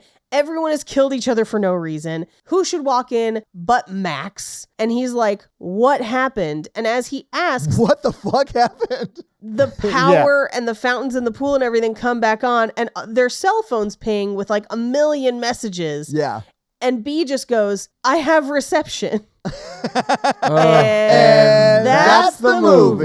movie. So having seen the movie and we talked about the movie, what do you guys think about Bodies, Bodies, Bodies? I do like this movie. I found it very, very funny, especially on multiple watches where you can kind of see some of the other stuff going on. I think I actually might watch this again because I don't think the scary parts that got me this time would get me the next time I saw it because I know they were coming. Yeah. And it's not super jump scary like a lot of scary movies are. And this movie is super funny. It's very funny. I think it's really well done too. I think it's great. It's really well written as well. Yeah, I think it's well made. And I love the aesthetic. I'm not a huge fan of nihilistic stuff, especially with annoying kids. I mean, Yeah. I get it. Yeah, that makes sense. But Paige, do you have any fun facts for us? Yes. Well, here it is with your fun facts. Glow Bodies, stick, fun facts. So Lee Pace actually practiced sabering the champagne bottle at home using Thranduil's sword from his time in the Hobbit movie. Oh, that's awesome. So, as I mentioned, there's not a ton of fun facts, but one that I really liked is Amanda Stenberg, who plays Sophie, messaged a New York Times film critic after that critic called the movie, quote, a 95-minute advertisement for cleavage. And in her message, What? she said, your review was great. Maybe if you'd gotten your eyes off my tits, you could have watched the movie, which is the perfect comeback, I think. That is amazing. Wow. That's kind of crazy. I'm going to say, great cleavage. Good job. Good for all of you. What character was this? I'm so sorry. Sophie. I honestly didn't notice that at all. Yeah. It did not stick out to me, although I feel like all of the women in this are beautiful women. Yeah. Great. Good for them. But I do think it's very funny for somebody to like kind of leave a sassy review like that and for her to be like, cool, well, if you'd paid attention.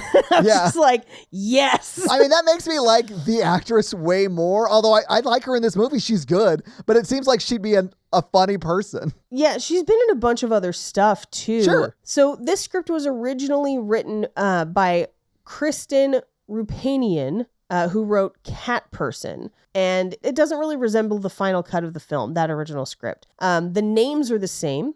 It takes place during a snowstorm rather than a hurricane, but it doesn't have any of the social satire of this movie, which this movie has a lot of. And it was written as a traditional slasher movie with Alice being the killer. Okay. So the character of Alice was killing everybody. Fuck, I would love to see her unhinged reasoning behind why she Right? killed everyone. But I want like Yeah. this version of Alice killing people. Yeah. That'd be amazing. So the script was heavily rewritten by Sarah DeLappy, who is this credited screenwriter for the film, but there is a story by credit for Kristen Rupanian.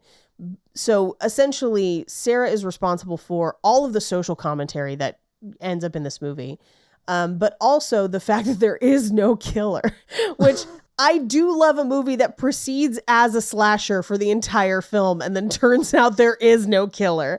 I do find that very, very funny still. Yeah, I love it. And just in case you're wondering, the body count for this movie is 5. Right. So it's technically bodies, bodies, bodies, bodies, bodies. Yeah. Bodies, bodies, bodies, bodies, bodies, bodies, bodies, bodies. And those are your fun facts. Well, thank you for those fun facts, Paige. Let's talk a little bit about box office. So Bodies, Bodies, Bodies came out in 2022, and I could not find a budget for it anywhere. So I don't remember because I know I know it came out streaming, but I thought it maybe also got a release. It did. did. It Yeah, did. we're going to talk about it. Yeah. Because it does get a theatrical release, although not a huge one. So it premiered on August 5th, 2022. It was 15th in the theaters Wow. that weekend.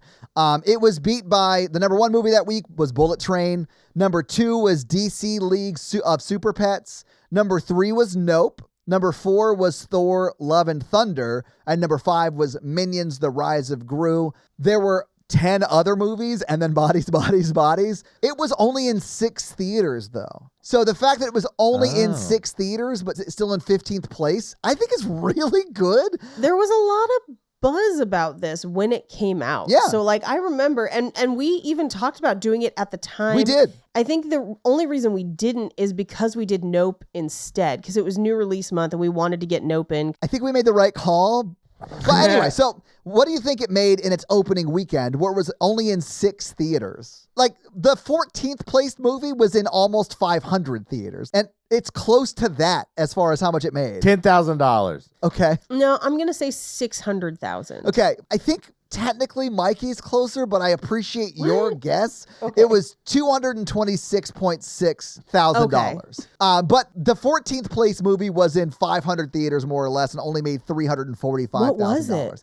It was another A24 film, Marcel the Shell with Shoes On. Oh. Academy Award nominated. But I can see why it wouldn't do well in theaters because the name is hard to say. Marcel the Shell is an indie film. I mean, it came out. It was like at the Belcourt only. Again, But I would put this in the indie film lane too as well. Yeah, but indie horror is a little different than like It is. other indie films. Yeah, I mean, And that's I fair. do think this really hit big on streaming. So even though it may have started indie, I think it goes mainstream personally. I mean, that's fair. It does definitely get a wider release. In its second week, it went from being in only 6 theaters to 1,290. That's pretty good. Yeah, it moved up to 8th that week. So I think it did. I mean, it did do way better. That week, it was still beat by Bullet Train. Top Gun Maverick was in its 12th week and number 2 that week. I watched Top Gun Maverick on the plane back from Germany, and I had resisted seeing that movie in theaters because I don't have any particular affection for the original Top Gun. And I'm here to tell you that Top Gun Maverick kind of slaps. It's good. It's Yeah. a very tight 90-minute action film. Yeah, it's good. Anyway, so it was 8th that week. It brought in $3.1 million its second weekend out. It was then in theaters for a total of 9 weeks. So how much do you think it made in its theatrical run domestically? $8 million. Okay. I'm going to go 12 million. Paige, you're closer. It's $11.4 million domestically.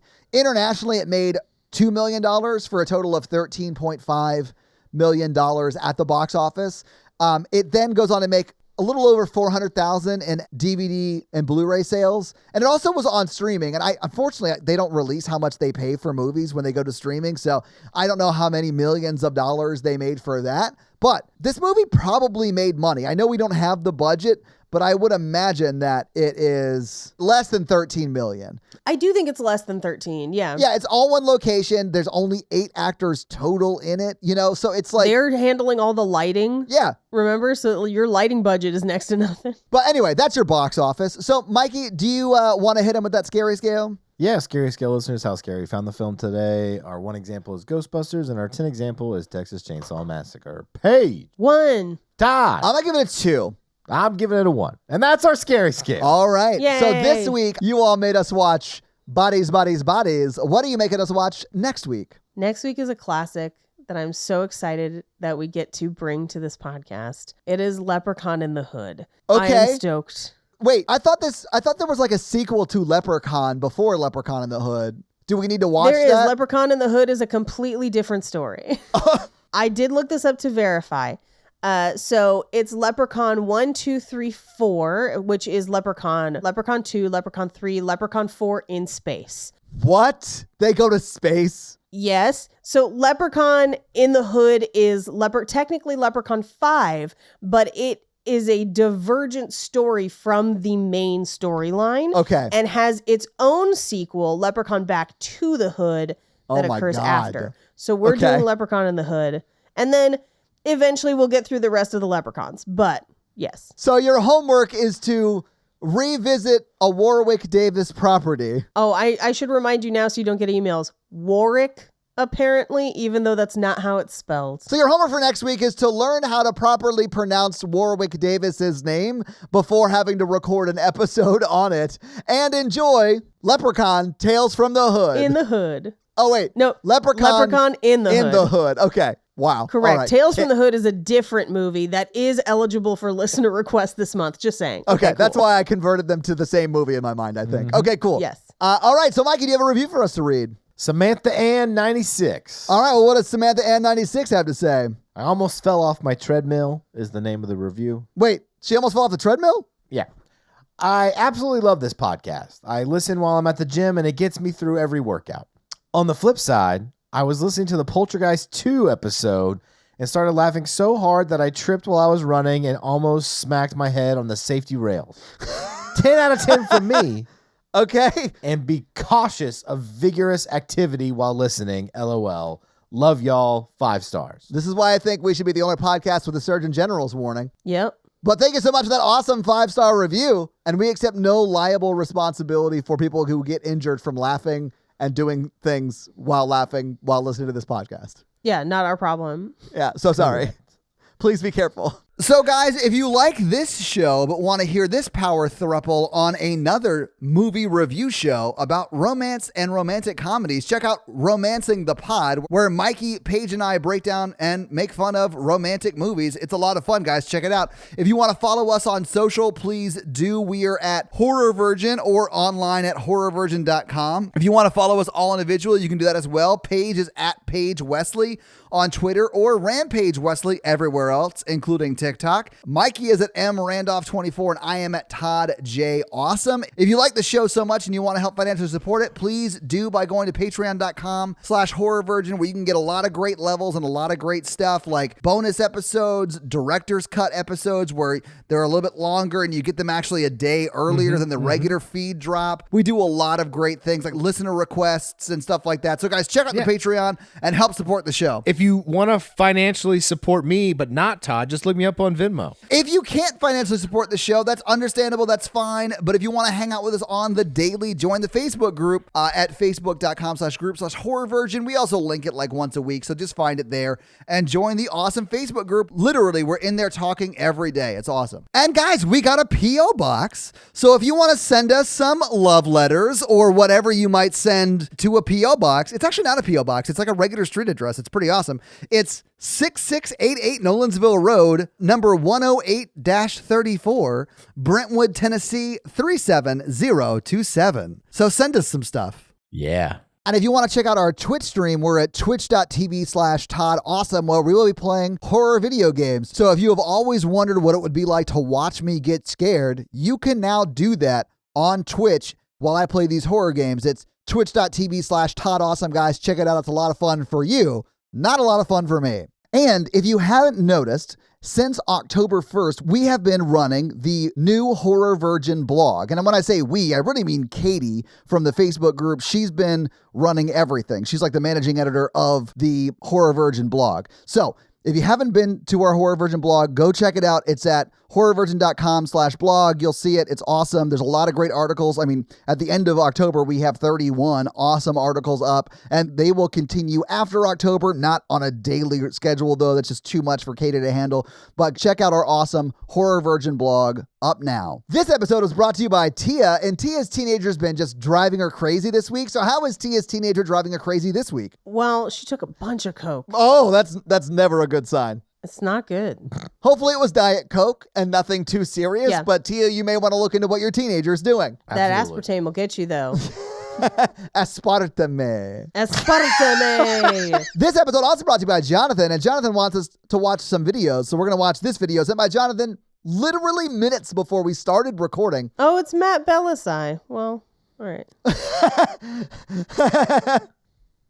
I am here for this type of TikTok. I'll be honest with you, Paige. Oh, I have a better version of this kind of shit. I have a guy that I watch that just ranks things, but it's whatever he chooses. So he'll be like ranking these bedspreads at Anthropology on a scale from 1 to 5, or like what your binder says about you. And he just makes them up and they're amazing.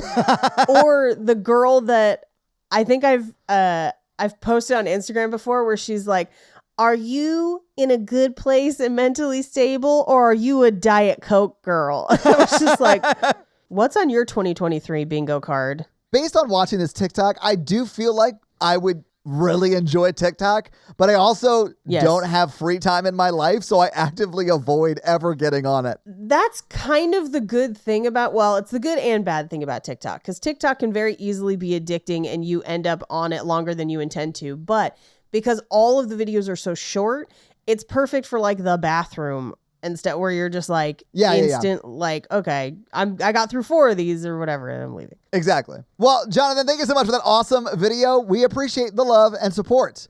And we now return you to another well thought out and researched episode of The Patreonicals. Oh, The Patreonicals. All right, next episode, Paige, you have to do the whole thing as Alice. Yes. Okay, we're in the giant Santa Maria donut spaceship. In space currently. Donut spaceships in Natasha space. goes to Karun and she says, Karun, our home planet is in danger. Oh, that's right, because we left off with Natasha revealing herself as the same species as Karun. And we got to go save him or whatever. And then Anthony the Time Master is crying. And Driscoll comes over to him and was like, hey, I was a villain in this story for a bit, and then I lost all my special powers, so now I just talk a lot. Do you want to talk about it? And so Sophia the Time Cop came over and was like, what's my role in this plot? And they're like, let's talk about it. And Jennifer with the PH is being beat up by the Mun people with their so like Aaron, Libby, and Danielle are back turned into Mun gray aliens with long fingers and are hitting Jennifer with a PH a bunch and poking her because she turned on them. So there's a lot of drama in Sounds like it. the Santa Maria donut today. Isaac and Dave are hanging out in the front of the ship and they're just like, we've been on this thing forever. Like, what is happening in space? And then Karun is like, everybody, can you help me find my people? They're in trouble. And Natasha won't tell them what's wrong. She's like, I just know they're in a lot of trouble. Boeasy, the Florida man, he is on a spacewalk and like being dragged behind the ship. Kate is using her psychic powers to make the ship larger and better and kind of rearranging how it's all laid out. So she's like rebuilding the ship from inside the donut bubble with her mind? Yeah. And Amy's helping with design and stuff. Well, yeah, but she's an astronaut, right? Yeah. Yeah. Yes. Which is come back around to be helpful again. Yeah, this is her realm. Absolutely. Yeah. That's funny. Allie the mermaid is like spacewalking with her flippers or whatever. Well, yeah, because it's weightless, so she can like fin her way around. I love that. Yeah. So she's doing her best now, and she's like really helpful. So they're really trying to make the spaceship really nice. I have found Allie to be very helpful. Yeah. Mm-hmm. Nathan, the professional wrestler, he's like, hey, I haven't really talked much, but like I think we should have a smaller ship to go on missions sometimes when we need to. Shining Donut, whose face is like on a little port at the bridge, is like, I don't know how comfortable I feel being in the spaceship. And they're like, just act like the ship's computer for a while. Set a course this way. Shining Donut just slowly becomes like Jarvis or some shit. Like, yeah. He's like, affirmative. But really in the back, his face moves over to Jeremy with the laser eyes. He's like, hey, we're going that way. They said turn on your lasers or whatever. So he just looks out the window, turns the lasers on, the ship starts going. Oh, I thought you were gonna do like he plays along and does the affirmative, and then with his big face, he like does a camera take like Jim from The Office. yeah. He does that too. Sure. That's a funnier way. Yeah. He's like, thanks, ship. And he's like, okay, affirmative or whatever. And then Boeasy's being dragged behind the ship. Cody, the pawn shop, he set up like an in shop. He really likes capitalism and selling stuff. So he's selling like space food on his little like good space food and he's got like the canteen set up here. So he's doing all that.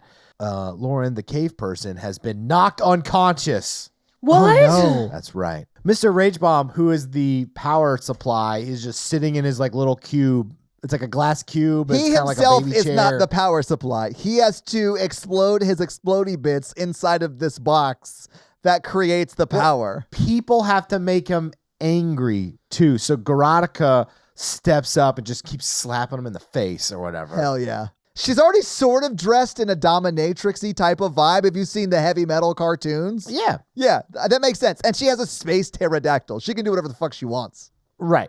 And Captain Bruder's like, come, Wolfric, we have a situation. And so they go and they find Lauren unconscious. And then like all of a sudden another spaceship's off the bow. And they're like, it's Anthony, the magician. He's like, abracadabra, motherfuckers. I was evil the whole time.